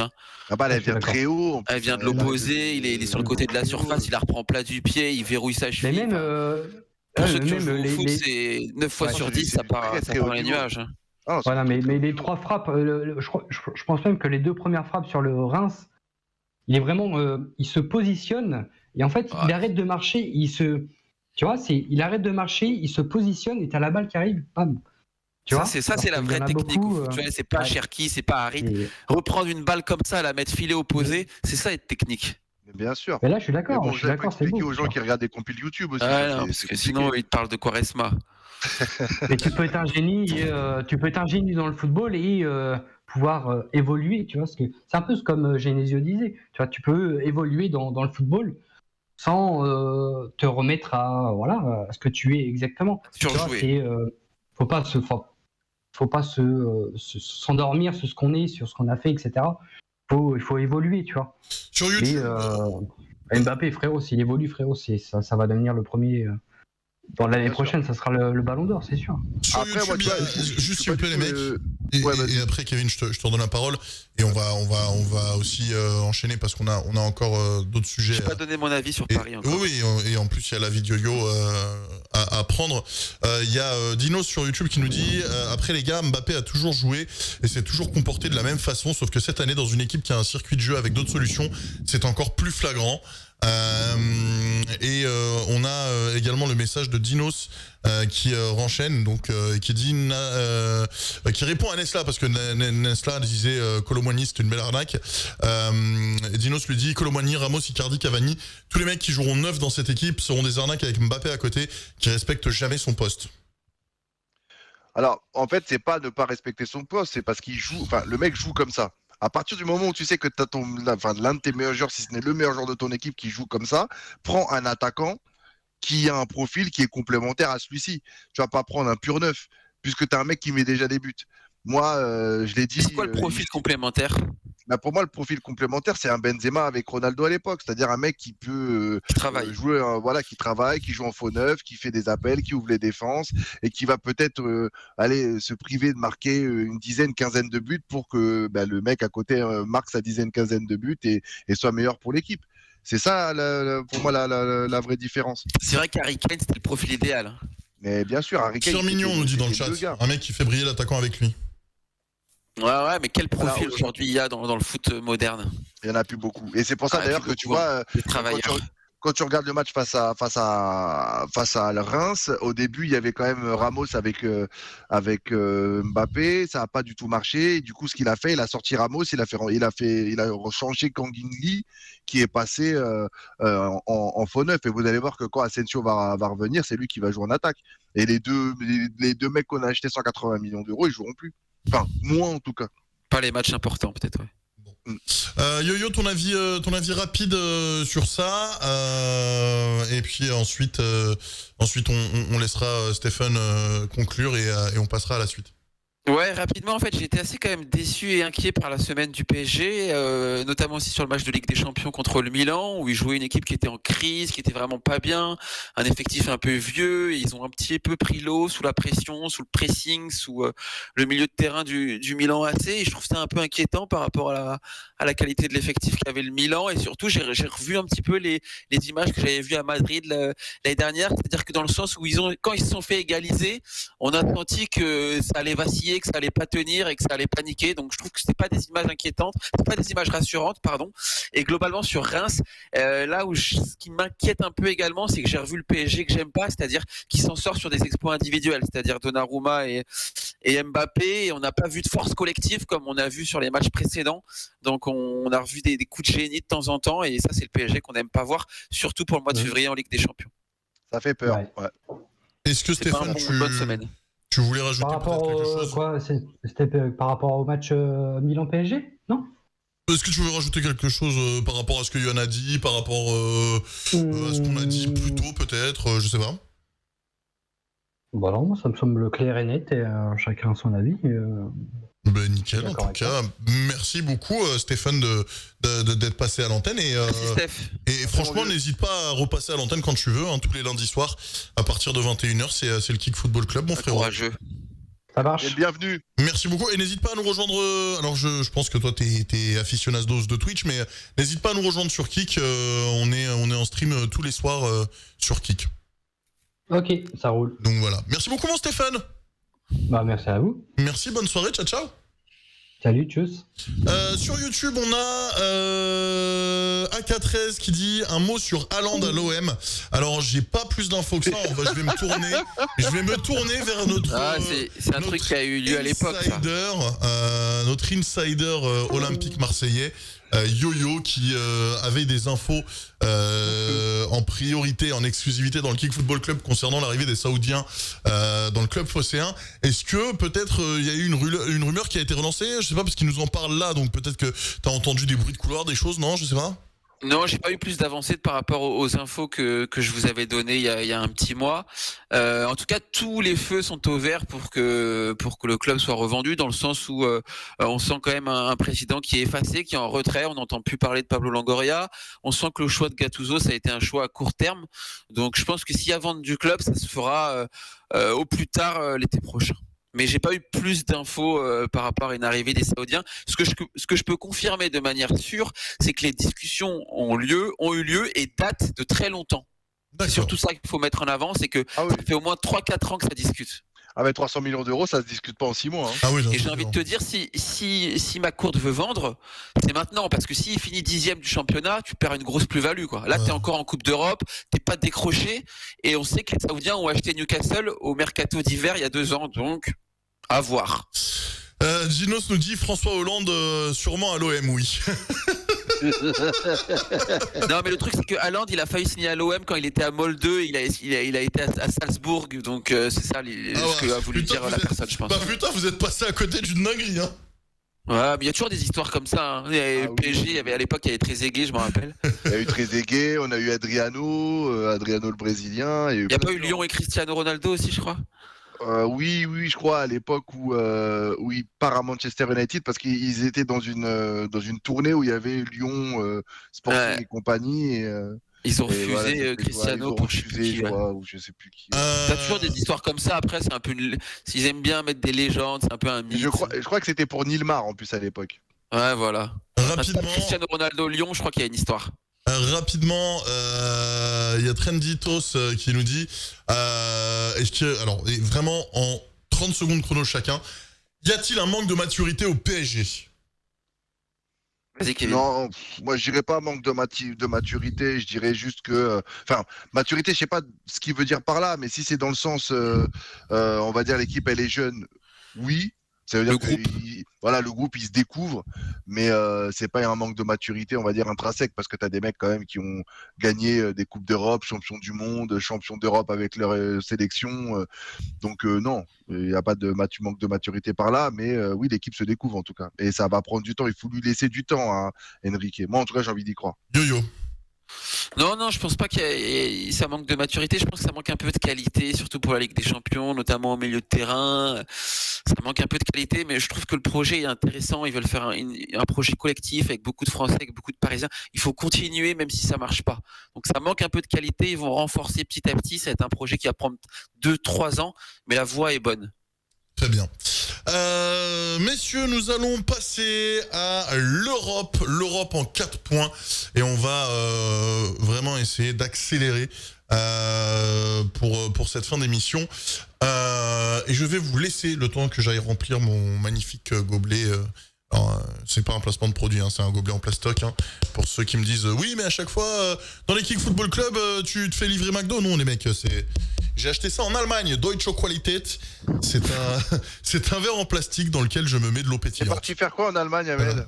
Je suis parti voir des amis. Non, je suis parti voir des amis. Je suis parti voir des amis et c'est quand j'ai acheté ce gobelet. Sinon, l'avant-dernière fois, c'est quand je suis parti avec toi pour Dortmund PSG. Ah oui, putain, ça remonte, ça, c'était il y a 3 ans. Exactement, voilà. Il faudrait qu'on se fasse notre top 3 des stades qu'on a préférés. Plus tard, une autre émission. Oh, pourquoi pas. Mais n'importe quoi, et puis il dit les amis qu'il faut payer, mais n'importe quoi. Je suis allé voir des amis et j'ai tourné une vidéo kebab allemand que j'ai même pas sorti sur la chaîne YouTube parce qu'on s'est fait accueillir, mais comme des sagons, hein, frérot. On s'est fait, franchement, les Allemands, non mais prenons 2 secondes pour en parler. Prenons 2 secondes pour en parler. Franchement, l'accueil dans le kebab, Anis là il est dans le chat, il dit menteur. Kebab allemande. Anis qui nous dit c'est le meilleur kebab de la zone. On y va, frérot. Le kebab, il était bof. Et l'accueil, il était bof. Donc au final, la vidéo, elle a jamais vu le jour, frérot. Voilà.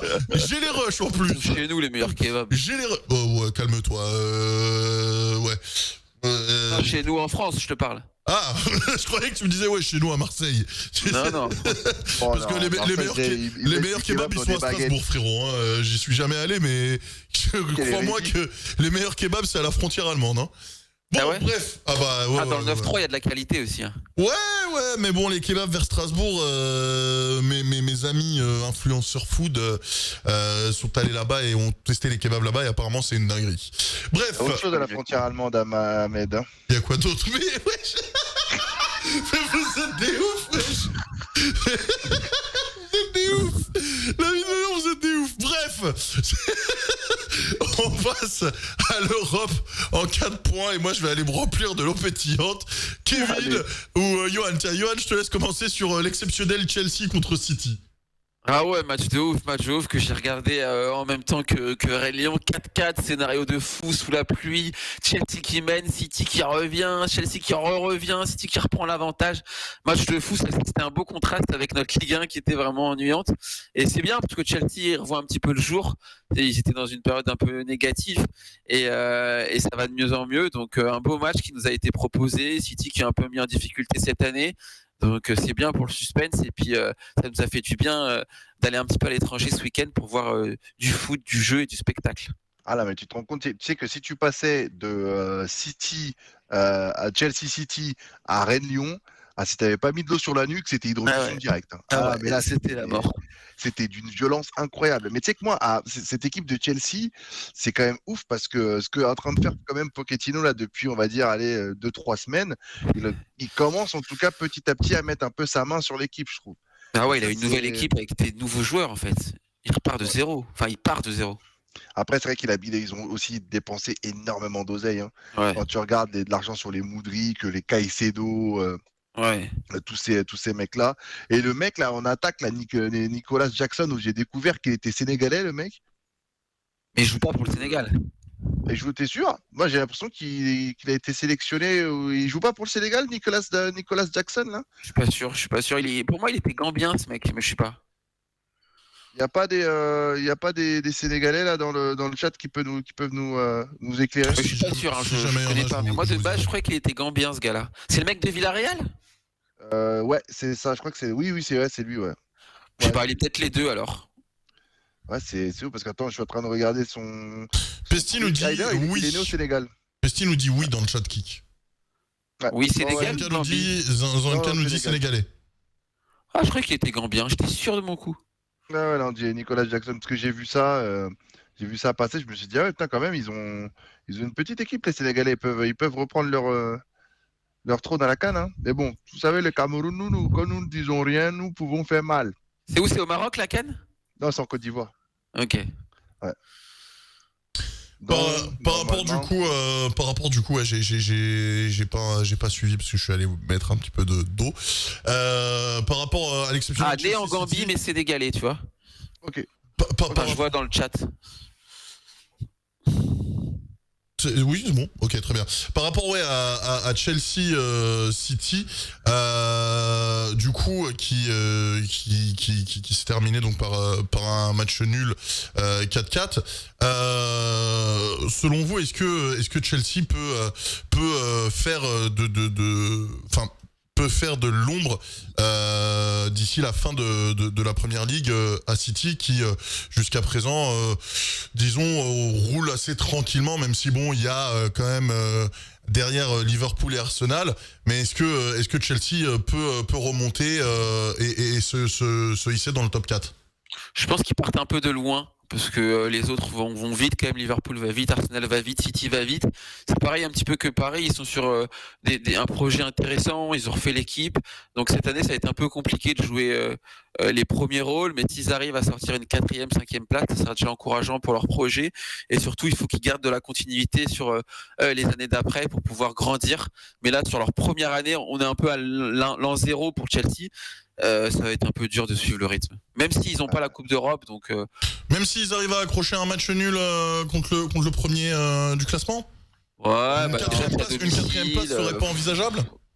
Non, je pense que c'est trop tôt. En vrai, c'est chaud parce que contrairement, tu vois, tout à l'heure, on parlait de la Ligue 1 avec Marseille. Je disais ouais que Marseille, c'est dommage parce que les équipes de devant n'avancent pas vite. En première ligue, ça avance vite. C'est-à-dire que ça soit Arsenal, Liverpool, City, c'est des équipes qui vont très très vite. Regarde même une équipe comme United qui est un peu plus haut, paraît décrocher. parce qu'elle est quand même à 4 points d'Aston Villa. Et c'est pas c'est pas rien. Donc non, je pense que cette saison ça risque d'être un peu compliqué, mais le plus important c'est que Pochettino commence à mettre sa patte sur l'équipe et puis voilà. J'ai l'impression que vous les enterrez bien vite quand même. Aston Villa c'est 25 points, Tottenham c'est 26 points. On est qu'à la 12e journée. Chelsea c'est 16 points. Ouais, mais 16 points en Angleterre, tu te rends compte, 10 points d'écart en Angleterre, c'est abyssal. Hein. T'as des équipes qui sont à quasiment 2 points par match. Donc c'est chaud. Le mieux qu'ils peuvent obtenir pour moi c'est la 4e place et il faudra carburer parce que pour moi Arsenal, Liverpool, Manchester c'est un cran au-dessus. C'est des équipes qui ont plus de vécu, qui ont plus joué ensemble que Chelsea qui redémarre tout à zéro. Donc au mieux ils s'en sortiront avec la 4e place. Mais pour ça ils doivent gagner en régularité. C'est une équipe qui est pas encore régulière sur les semaines. Ouais, et il faut que les autres aussi s'effondrent. Il faut que Tottenham, Aston Villa. Voilà, pour moi, Tottenham, c'est plus fort. Tu vois, il faut que toutes ces équipes-là s'effondrent aussi. Donc, c'est pas dit. Hein. Tu vois, il y a dans le chat, il y a Zanka qui dit samedi dans 10 jours, gros City Liverpool. Typiquement, quand il y a encore des gros matchs. Ah, j'ai cru que ça sonnait. Il y a encore des gros matchs qui sont en attente en Angleterre.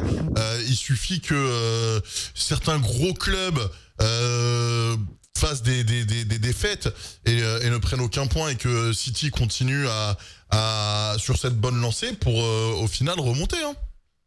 Ouais, mais ces matchs-là, ils vont les jouer aussi. Chelsea, là, c'est pas le moment, mais ils vont aller à Liverpool, ils vont aller à Arsenal, ils vont aller à City.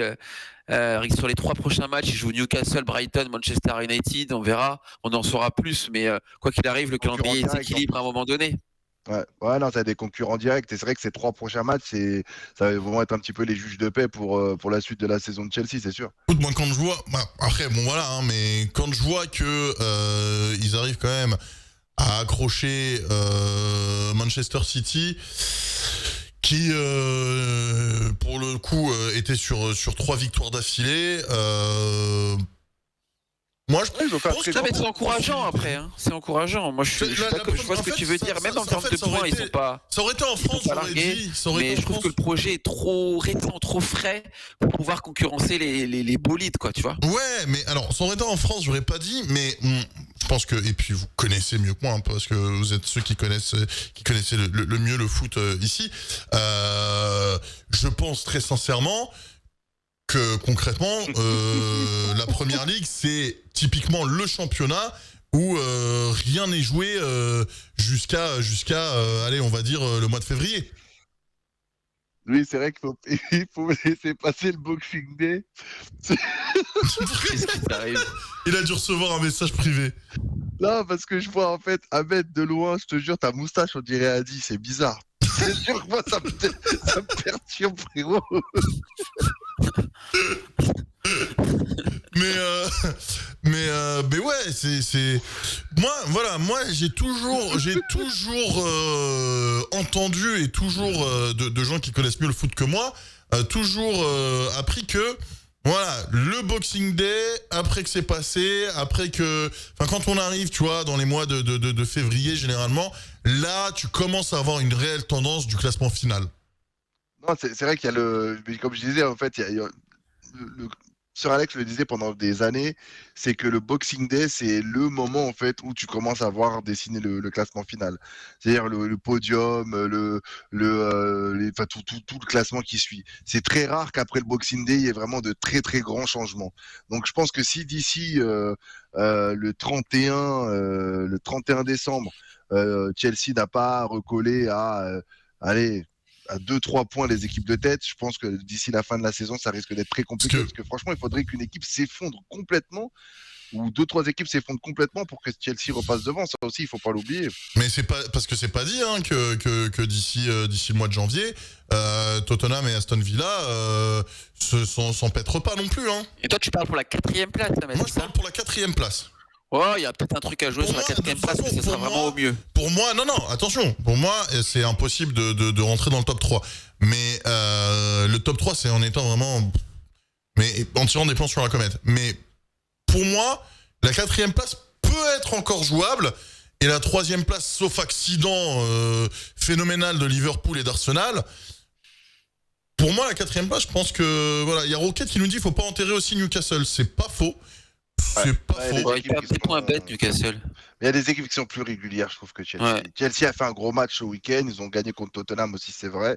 Mais ils ont eu 2 rouges. Parce que quand tu regardes, au final, Chelsea 10e, mais devant, t'as West Ham, Brighton, t'as Newcastle qui potentiellement, eux aussi, peuvent être encore en course pour la 4e, 5e place. T'as Manu qui est sur un bilan plutôt positif. En 5 matchs, c'est 4 victoires, 1 défaite. Et puis après, t'as Aston Villa, Tottenham, où, t'as Tottenham qui enchaîne 2 défaites d'affilée. T'as Aston Villa qui, pour le coup, fait 1 victoire, 1 défaite, 2 victoires, 1 nul. Moi, je trouve, après, encore une fois, vous connaissez mieux que moi, mais je trouve que vous les avez enterrés bien vite, Chelsea. Ouais, moi, franchement, j'ai envie de dire, j'attends les 3 matchs, là, les 3 prochains. Moi, j'y crois pas non plus. Après, on pourra plus ou moins se positionner, mais je pense pas que... Et puis Chelsea n'a pas géré des matchs de matchs européens. Là où Aston Villa, Tottenham ont des matchs européens à gérer. Tottenham non plus. Non, pas Tottenham. Ils sont pas en CL cette Tottenham année ? n'est pas en Coupe d'Europe. Ah, je croyais qu'ils étaient en CL cette année. Non. Même Donc, l'Europa League, ils sont pas Non, ça va jouer entre Tottenham, Aston Villa et Brighton, mais en fait l'avantage qu'ont ces clubs, c'est qu'ils ont de l'avance sur leur projet, ils ont déjà leur entraîneur depuis plus longtemps, Newcastle, Brighton, Aston Villa, et ça fait déjà 1 an et demi qu'ils travaillent avec le même groupe, avec les mêmes fondations, et Chelsea, ils ont un peu de retard par rapport à ça, pour moi ils vont pêcher là-dessus. Bon. Très bien. Dans les chats, qu'est-ce qu'on a comme message ? On a Zanka qui dit Newcastle ne sait pas gérer PL et Champions League. Donc pour Zanka, du coup, Newcastle potentiellement serait hors course. Il y a Finchy qui dit Brighton aussi, attention avec 2 Zerbi. On dit bonjour à Fonaldo également qui vient de nous rejoindre sur Kik. JR Uos qui nous dit c'est encourageant de fou. Faut que Chelsea montre dans les autres matchs si c'était mérité ou simplement une énorme performance sans réussir à la reproduire et à rester sur la longueur. Et donc voilà, je regarde les autres chats. Tac. Non, sinon après ça parle d'autre chose dans les autres chats. Très rapidement, on a une question de Trenditos en 15 secondes. Haaland, prochain ballon d'or ou surcoté ? Oui, non ? Haaland, prochain ballon d'or ? Surcoté, non, prochain ballon d'or, ça dépendra de la Ligue des Champions cette année, vu qu'il n'y a pas... Le micro est trop proche de ta bouche. Quoique il y a l'Euro, mais ça comptera pour les après. Le micro est trop proche de ta bouche. Pardon. Donc du coup, tu disais, parce qu'on n'a absolument rien compris. Pardon, surcoté, non. Prochain ballon d'or, ça dépendra du parcours en Ligue des Champions de Manchester City. Kevin ? Oui, ça dépendra de la Ligue des Champions, je pense. Et au-delà même de la Ligue des Champions, je pense que si à l'Euro, Mbappé crève l'écran, malheureusement, je suis pas sûr qu'il ait le... Mais l'Euro, il compte pour cette année au Ballon d'Or ? Je sais pas. Non, normalement, oui, parce que si la Coupe du Monde a compté pour le Ballon d'Or de cette année, je pense que l'Euro va compter pour le Ballon d'Or de... Parce que, je sais pas si les votes ferment au mois de juin... ils changent tout le temps de façon. Nasla dit attention aussi à Bellingham. Oui, c'est vrai. Exact. On a oublié Bellingham. Bien. Et J.R. personnellement, en étant supporter d'Arsenal, j'aimerais revoir Chelsea à un super niveau pour de beaux derbies. Et Rocket nous dit Brentford aussi, top 5. Un derby, Chelsea-Arsenal, mais bon, après... C'est pas du tout un derby. Ouais. On a Trenditos qui nous dit le meilleur championnat pour vous. Et pour répondre à Hugo, j'ai tout rasé. J'ai tout rasé pour la Ligue contre le cancer, c'était un défi pour un live caritatif. Donc voilà. Le meilleur championnat pour vous en un mot, un pays. L'Angleterre. Ah, Angleterre et Kevin, Italie ? Non, j'ai dit Première Ligue. Ah, putain, j'ai entendu Italie, putain, la branlette, ça Il n'y a même pas de débat là-dessus. Les Anglais, ils ont su vendre leur championnat. C'est un championnat qui a beaucoup de dramaturgie, au-delà même de la technique, tout ça, parce que même, tu sais, souvent, il y a des matchs qui sont très moyens, mais la manière dont c'est filmé, l'ambiance, le côté, t'as vu, c'est des mecs, ils ont une ville de 10 000 personnes, il y a 9 000 personnes dans le stade, voilà. Nous, on a Guingamp, mais t'as vu, ça vaut pas le même rêve. Titinovic dit, si Messi gagne la MLS, il aura le ballon d'or. Imagine. Ah putain, je te jure. Même lui, il en a marre de gagner le Ballon d'Or. Il avait plus envie d'être là. Je te jure, mais ils sont en train de tuer sa fin de carrière à lui. Hein. C'est vrai. Aïe. D'ailleurs, ça me fait marrer. Je voulais mettre cette vidéo dans le Kick Football Club. Puis après, j'ai dit bon, c'était une vidéo Instagram, un reel où il y a une présentatrice argentine ou un mec, je sais plus, bref, qui va sur la plage et qui dit. C'est moi que t'as vu ça. Je crois, ouais, Messi ou Maradona. Et il y a que les gens. Enfin, Messi, il a eu 1 point et Maradona, il en a eu, je crois, 5 ou 6. Et c'est là que tu te dis bon, ok, d'accord. Messi, en fait. Après Maradona, il a un côté aussi qui va au-delà du football en Argentine. Il y a là, tu sais que les 3/4 des mecs qui te disent Maradona, ils l'ont même pas vu jouer. Hein. C'est vrai. C'est le joueur du peuple, en fait. C'est comme les nouveaux Français qui ont jamais vu jouer Zidane. C'est ça. Et puis le côté aussi que Messi n'ait jamais joué en Argentine, parce que dans la tête des Argentins, Messi c'est un Espagnol. Hein. Bon, il joue avec l'Argentine, ouais, mais. Et puis le débat sur la plage, c'était sur les supporters de Boca Junior, et Maradona, c'est un joueur de Boca Junior. Messi, c'est pas du tout un joueur de Boca. Enfin voilà, c'était pour le petit aparté. On va enchaîner et finir très rapidement avec ces 3 points et on va se dire allez 2 minutes par point. Griezmann, superstar, on avait un message qui en parlait tout à l'heure dans le chat YouTube. Kevin, tiens. Il fait une saison de ouf. Et je retrouve un petit peu le Griezmann qu'on avait un peu avant la Coupe du Monde 2018, voire même un peu avant l'Euro 2016 aussi, où je trouvais qu'il faisait partie des 3, 4, 5 meilleurs joueurs du monde. Je trouve que ce gars est incroyable, il joue à n'importe quel poste, il est bon. Je pense que tu le mettrais arrière droit, il ferait aussi de belles prestations. Je suis vraiment amoureux de ce joueur-là. Je trouve que, tu vois, on parlait de Thierry Manquant, on parlait Saint-Germain, je pense que Griezmann avec Mbappé devant, ça serait pas dégueu non plus, même si on parlait d'Harry Kane. Mais oui, c'est vrai. On était né à Marseille aussi, hein, vrai, voilà. mais oui, après, moi je suis vraiment, vraiment fan de ce gars-là et j'espère en tout cas qu'il fera une belle saison, même si j'espère surtout qu'on le rencontrera pas en Ligue des Champions. 12 matchs, 8 buts, 1 passe D. Ouais. Et il fait partie des meilleurs buteurs en Liga, je crois, avec Bellingham. Deuxième. Ouais, c'est ça.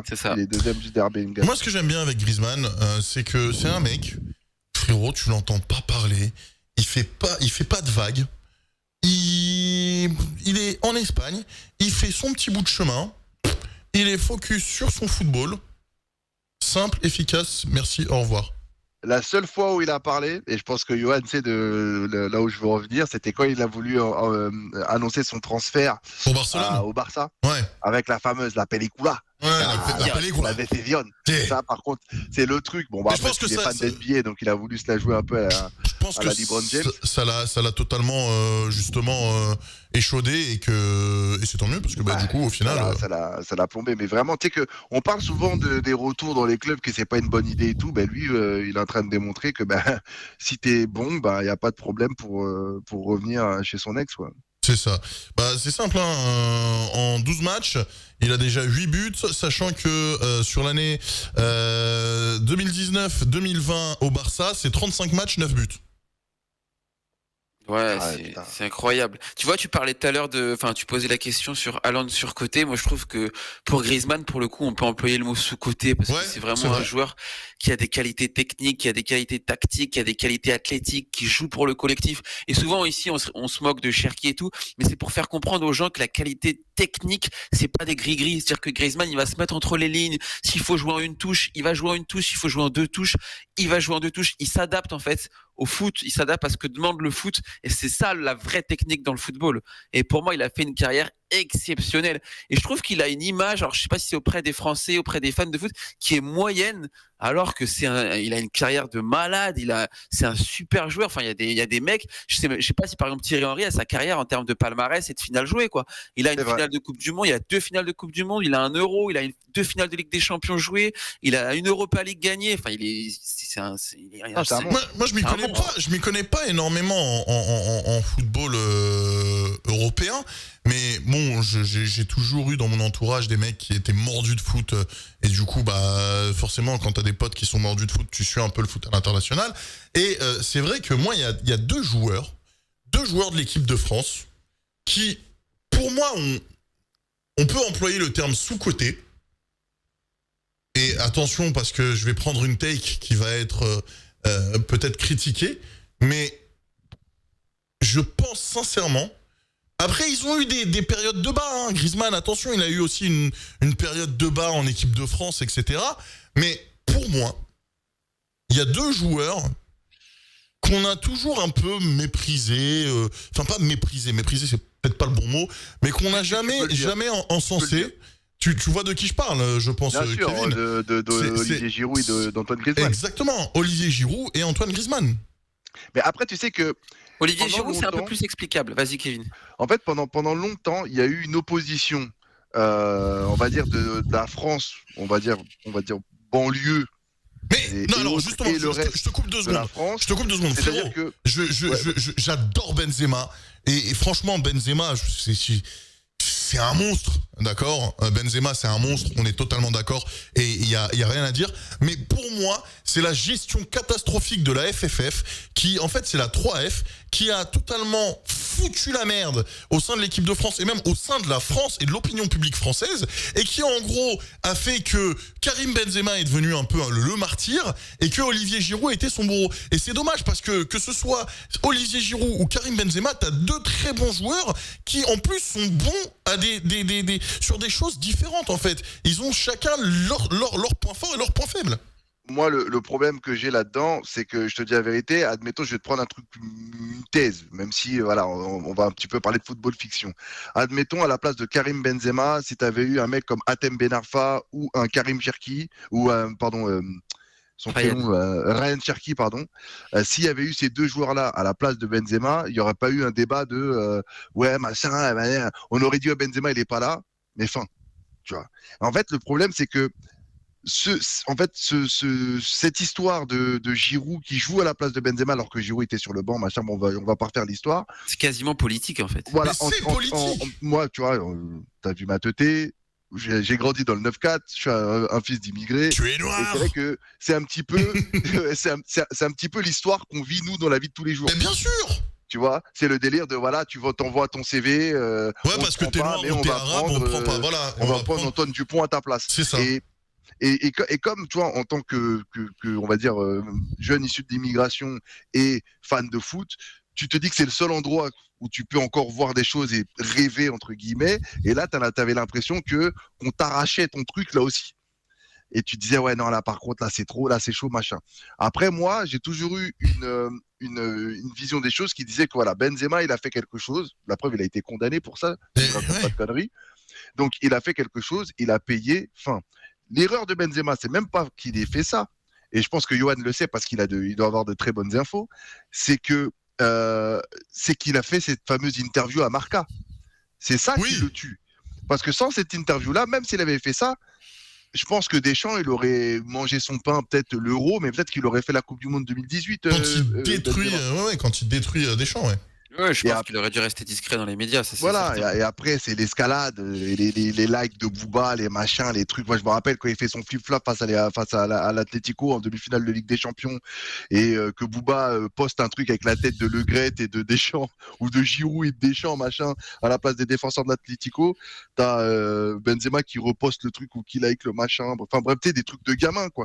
Et après, c'était l'escalade. C'était vraiment l'escalade. Et donc, du coup, malheureusement, un mec comme Giroud, pareil, c'est le même état d'esprit. C'est un gars que t'entends pas, il est tranquille. Tu vois, la preuve, le mec, vous vous rendez compte, je pense que nous trois ici, si on avait été joueurs de football professionnel, même si t'as un gars qui a un ballon d'or et qui a 5 Ligues des Champions, il dit dans un live, devant des milliers de personnes, voire des millions, que toi, t'es une merde et que moi, je suis plus fort que toi. Mais le mec, il a dit, c'est pas grave. S'il le pense, ouais, oui, Karim, il est très fort. Mais ça, vous vous rendez compte, le maître Yoda que c'est?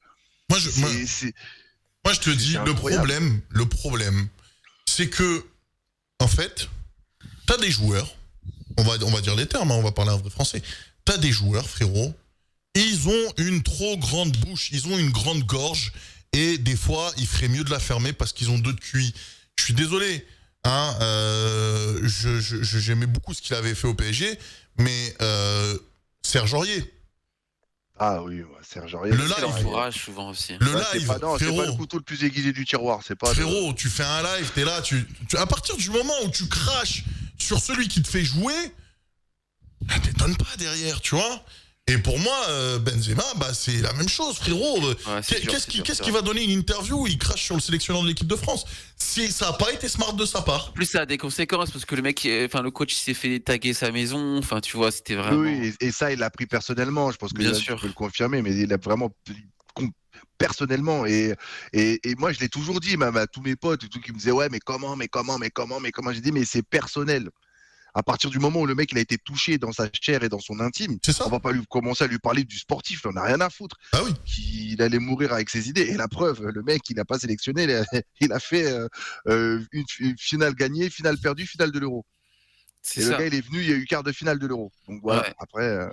Et pour revenir à ton débat, Ahmed, il y a un point commun, je trouve, entre Giroud et Griezmann, et tu peux même rajouter dedans Blaise Matuidi, c'est des mecs qui ont tiré le maximum de leur potentiel. Dans le foot, on n'a pas tous le même potentiel, il n'y a pas que des Messi, mais tout le monde a son propre potentiel, et ces trois mecs-là, ils ont tiré le maximum de leur potentiel, et ils ont fait une carrière extraordinaire par rapport au potentiel qu'ils avaient, et franchement, c'est ça la vraie réussite. Ouais, totalement, je suis totalement d'accord. C'est un peu les anti-Ben Arfa, ces mecs-là, tu vois. Totalement. Enfin, est-ce que vous voulez rajouter quelque chose par rapport à Grisou? Non, c'est juste qu'il est, pour l'instant, en ce moment, il est vraiment il fait partie, en tout cas, des gens qui peuvent s'asseoir sur la toiture du monde. Moi, je voudrais savoir à quelle place on le met sur l'échelle du football français historique. Pour moi, il a un très haut classement. Pour moi, il est dans le top 3. Oui. Pas loin. Pour moi, il est dans le top 3. Je le mets dans le top 3, peut-être avec Zidane, Platini et ouais. Il y a Kylian aussi. Et voilà, c'est ce que j'allais dire. En fait, c'est 3, mais ils sont à 2 sur la 3e place, quoi. Je dirais, comme dirait Roland Courbis, j'ai fait un podium de 4, voilà. La victoire à 2 points. Antoine Griezmann, en équipe de France, c'est quand même 125 matchs, 125 sélections, 44 buts, 107 titularisations et 9403 minutes jouées. Et surtout, il est toujours bon dans les compètes, dans les phases finales, dans les matchs importants et décisifs. On parle d'un gars qui est arrivé à la Coupe du Monde 2014. Déjà, à la Coupe du Monde 2014, il faisait partie des 2-3 meilleurs joueurs de l'équipe. Ouais, déjà. Il fait l'Euro 2016, c'est le meilleur joueur de l'équipe. Il fait la Coupe du Monde 2018, c'est le meilleur joueur de l'équipe. Après, il y a eu l'Euro 2021. Bon, il a été un peu moins bon. Voilà, c'est le seul moment où on va dire il a un petit peu été moins bon. Et il a été moins bon, pourquoi? Parce qu'on a mis un mec qui jouait plus ou moins dans sa zone. Et lui, c'était compliqué un petit peu de jouer avec. Et après, il y a eu la fameuse Coupe du Monde 2022 où le mec, il était au-dessus de tout. Griezmann, numéro 3 en équipe de France. 5 compètes, il en loupe qu'une, quoi. Numéro 3 en équipe de France, je viens de regarder, attaquant depuis 2014. Ça fait donc 9 ans 226 jours qu'il est joueur de l'équipe de France. Et c'est 44 buts et c'est 3e de tous les temps. Premier Olivier Giroud, 54 buts. Deuxième Thierry Henry, 51 buts. Troisième Antoine Griezmann, 44 buts. Quatrième Kylian Mbappé, 43 buts. Après, c'est beau, hein. C'est vrai que moi, alors c'est pas pour défendre Olivier Giroud, mais je trouve que ces histoires de buts en équipe de France aujourd'hui, avec des matchs à peu près tous les 1 mois et demi, tous les records vont être battus. Ouais. Oui. Il suffit que tu sois un petit peu fort, les records vont être battus. Moi, j'ai envie de mettre le record du Giroud en perspective parce que c'est un mec qui a connu l'équipe de France très très tard. Je crois qu'il a sa première sélection à 28 ans, 29 ans, je crois, Giroud, un truc comme ça. Donc le mec, il est arrivé à 29 ans en équipe de France, il a battu le record de comment il s'appelle, d'Henry. Ouais. De Thierry Henry, et tout en sachant qu'il ne partait pas titulaire dans cette équipe aussi. Donc tu vois, Olivier Giroud, il est arrivé en équipe de France en 2011 et aujourd'hui il a 37 ans. Voilà, immense carrière. Donc 2011, c'était il y a quoi? C'était il y a 12 ans. Ouais. Il avait il avait 27 ans, ce point comme ça. Ouais, quelque chose comme ça, ouais. 27 ans, et il est arrivé très tard en équipe de France. Généralement en équipe de France, tu arrives à 20 ans, quoi. Enfin, voilà, grand respect à ces joueurs-là, et c'est eux qui ont fait l'équipe de France, les titres et la renommée, et qui fait qu'on est une des meilleures équipes du monde et qu'on fait peur à tout le monde. C'est grâce à des mecs comme ça. Il n'y a pas que des Kylian Mbappé. Il y en a, mais il faut surtout une force collective, et des mecs comme Giroud et Griezmann dans un collectif, c'est de l'or. On va faire un rapide tour des messages et ensuite on va finir par nos deux derniers points en 2 minutes chacun. On a Trenditos qui nous dit Ronaldo, Messi au mérite de toute sa carrière. Rapidement, Ronaldo, Messi, messieurs. Ah, Messi. Messi. Kevin, Ronaldo, Messi. Ouais, j'ai envie de dire Ronaldo parce que ce fils de pute de Messi il a craché sur le PSG donc. Non, qu'il aille se faire enculer ce fils de pute. Je le déteste, moi. J'ai jamais aimé, même qu'il vienne au PSG de toute façon. Tu l'as toujours su, t'as toujours connu ma position sur Messi, frérot. Likma. C'est un joueur exceptionnel. Comme mais c'est un joueur exceptionnel. C'est le foot technique. C'est un joueur exceptionnel, mais moi je n'ai jamais été content que Messi vienne au PSG. Likma qui nous dit, il s'est resté la dégaine de Daron tunisien, je suis mort.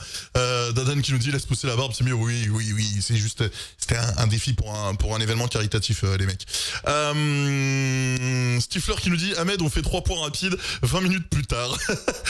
Mais c'était intéressant chez Griezmann. Ça fait rire parce qu'en plus Stifler c'est un ami qui faisait de la radio aussi et donc voilà c'est pour ça que il me taquine sur le timing. Il y a Girios qui dit putain merde j'ai perdu le voilà moi je pense que Griezmann aurait mérité le ballon d'or en 2018-2019. Titinovic nous dit Griezmann top 3 palmarès, top 5 dans les cœurs. On a quoi d'autre comme message? Zanka qui répond justement à Girios qui dit jamais Van Dijk était au-dessus sur cette année-là, sur l'année 2018-2019. Et sur YouTube, est-ce qu'on a des messages alors qu'il a essayé d'aller de Coupe du Monde et que Van Dijk il a même pas participé à la Coupe du Monde. Et Nassan nous dit Grisou va t'asseoir sur le Bangala de Simeone. Voilà. Super. Très bien. Très bien. Et ensuite il enchaîne avec Antonella et des emojis cœur. Ryan nous dit j'annonce l'équipe de France fait le doublé à partir de l'Euro, on prend l'Euro et la Coupe du Monde 2026. Bah Inch'Allah frérot, Inch'Allah. On va finir donc par l'avant-dernier sujet. Bayer Leverkusen, leader messieurs. Bundesliga, Achia, Deutschland, Allemagne, vers McDonald's. Ya, si. Comment s'appelle la kebab. Oui, kebab, oui, bien sûr. Kebab. FKK, exactement. FKK. Ya. Bon, messieurs, Bayer Leverkusen leader, en quelques mots, s'il vous plaît. Je suis vraiment agréablement surpris par le travail de Xabi Alonso, qui est l'ancien joueur de Liverpool et du Real Madrid. Il est en train de mettre une patte espagnol, mais espagnol moderne, hein, pas espagnol, voilà, on se tripote la balle 40 ans là, et on la tourne comme un vieux chiffon. Franchement, j'aime beaucoup cette équipe du Bayer Leverkusen et il y a un joueur moi qui attire mon attention déjà depuis déjà on va dire un peu plus d'une saison, c'est Grimaldo.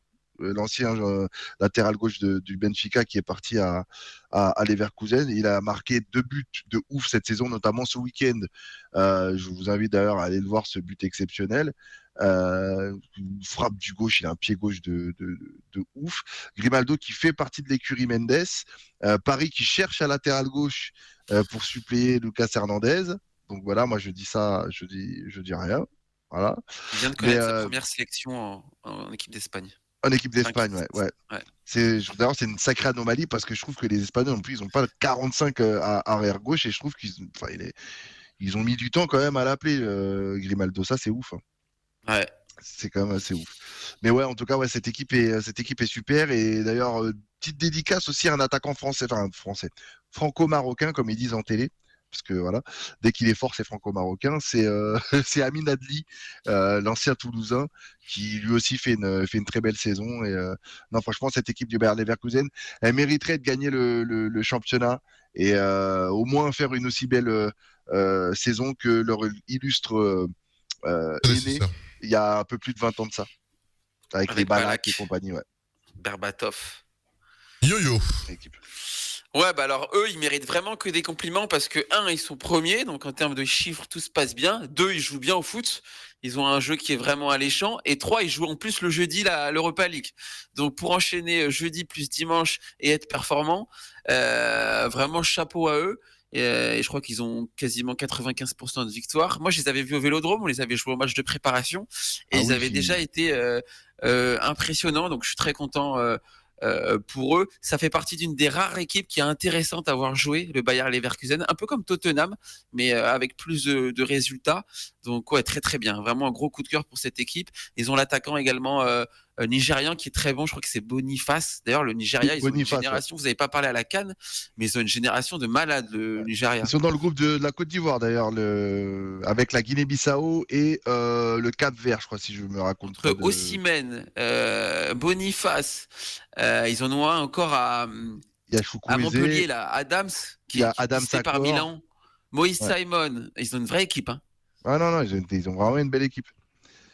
En termes de classement, ceux qui aiment le foot, le beau jeu, je sais que dans la vie, il y a 2 catégories. Il y a ceux qui aiment les résultats, les scores. Il y a ceux qui aiment prendre du plaisir. Pour ceux qui aiment prendre du plaisir, les Leverkusen, n'hésitez pas à regarder.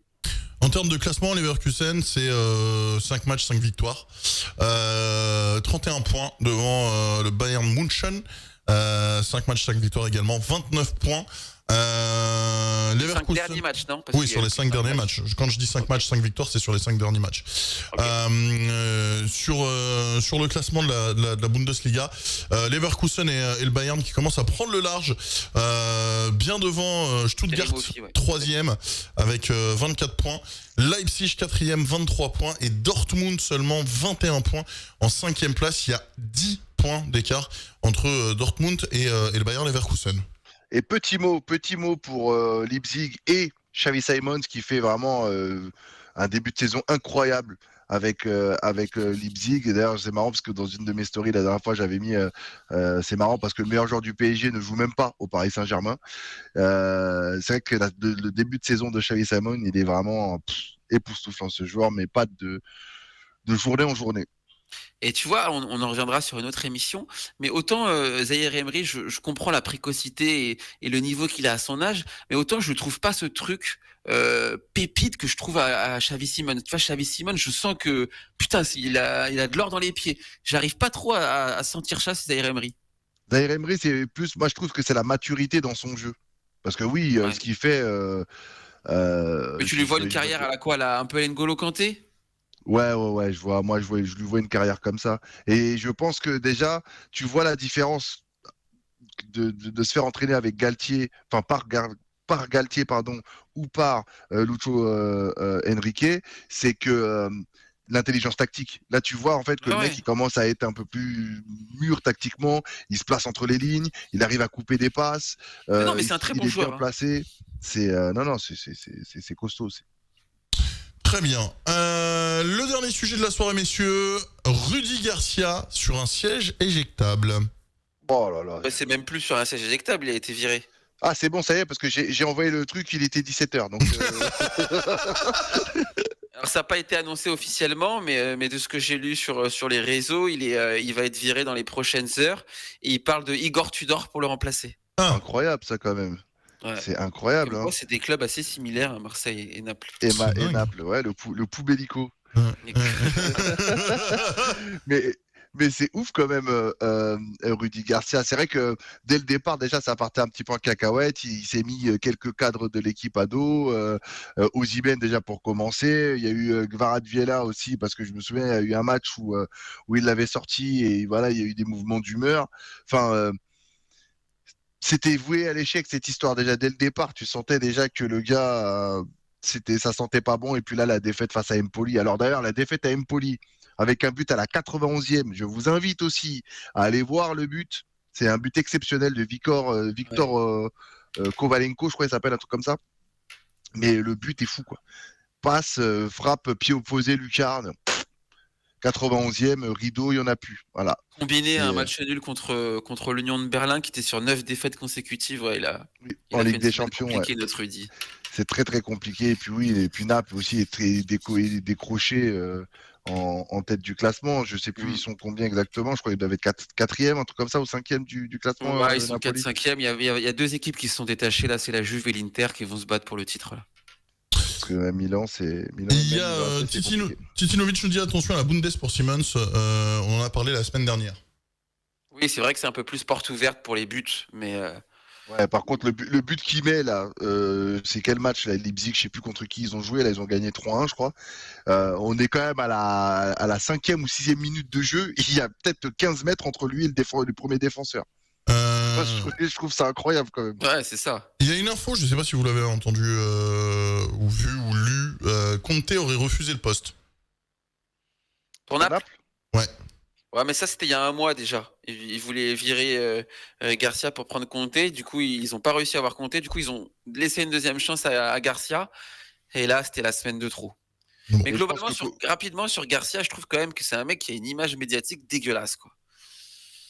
Alors qu'il n'est pas si catastrophique que ça quand même, tu vois, il a été champion de France, il a emmené l'OM en finale de Coupe d'Europe, il a emmené Lyon en demi-finale de Ligue des Champions, il a été vice-champion d'Italie avec la Roma. Moi, je suis pas fan du mec, hein, mais je trouve qu'on le fait passer un peu pour un Duprat, tu vois, alors qu'il est bien meilleur que ça. Oui, mais le problème en fait de Garcia, c'est que tu vois, quand il arrive dans un club, je trouve qu'il en fait trop, il en fait des caisses. Et ce côté aussi de vouloir, voilà, d'en faire trop, ben, évidemment, on te juge des fois injustement. Et c'est ça, en fait, il paye ça aussi. Moi, je me souviens de quand il arrive à Marseille, ouais, je suis Marseillais, patati patata. Il arrive à Lyon, ouais, moi, mon club, c'est Lyon. Enfin, truc pareil à la Roma. Je me souviens, il arrive à la Roma, il faisait ses premières conférence de presse en italien, limite il parlait romaniste. Je me dis mais le mec. Il taillait la Juve avec l'arbitrage et tout. Ouais, non mais je me dis non, t'en fais trop frérot, calme-toi, il faut doser quoi. Ouais, c'est clair.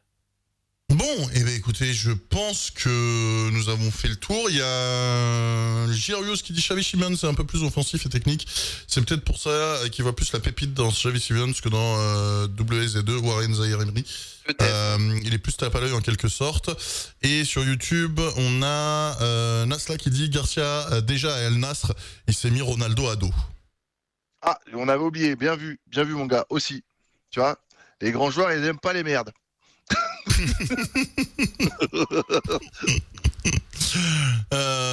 Est-ce que vous voulez rajouter peut-être quelque chose?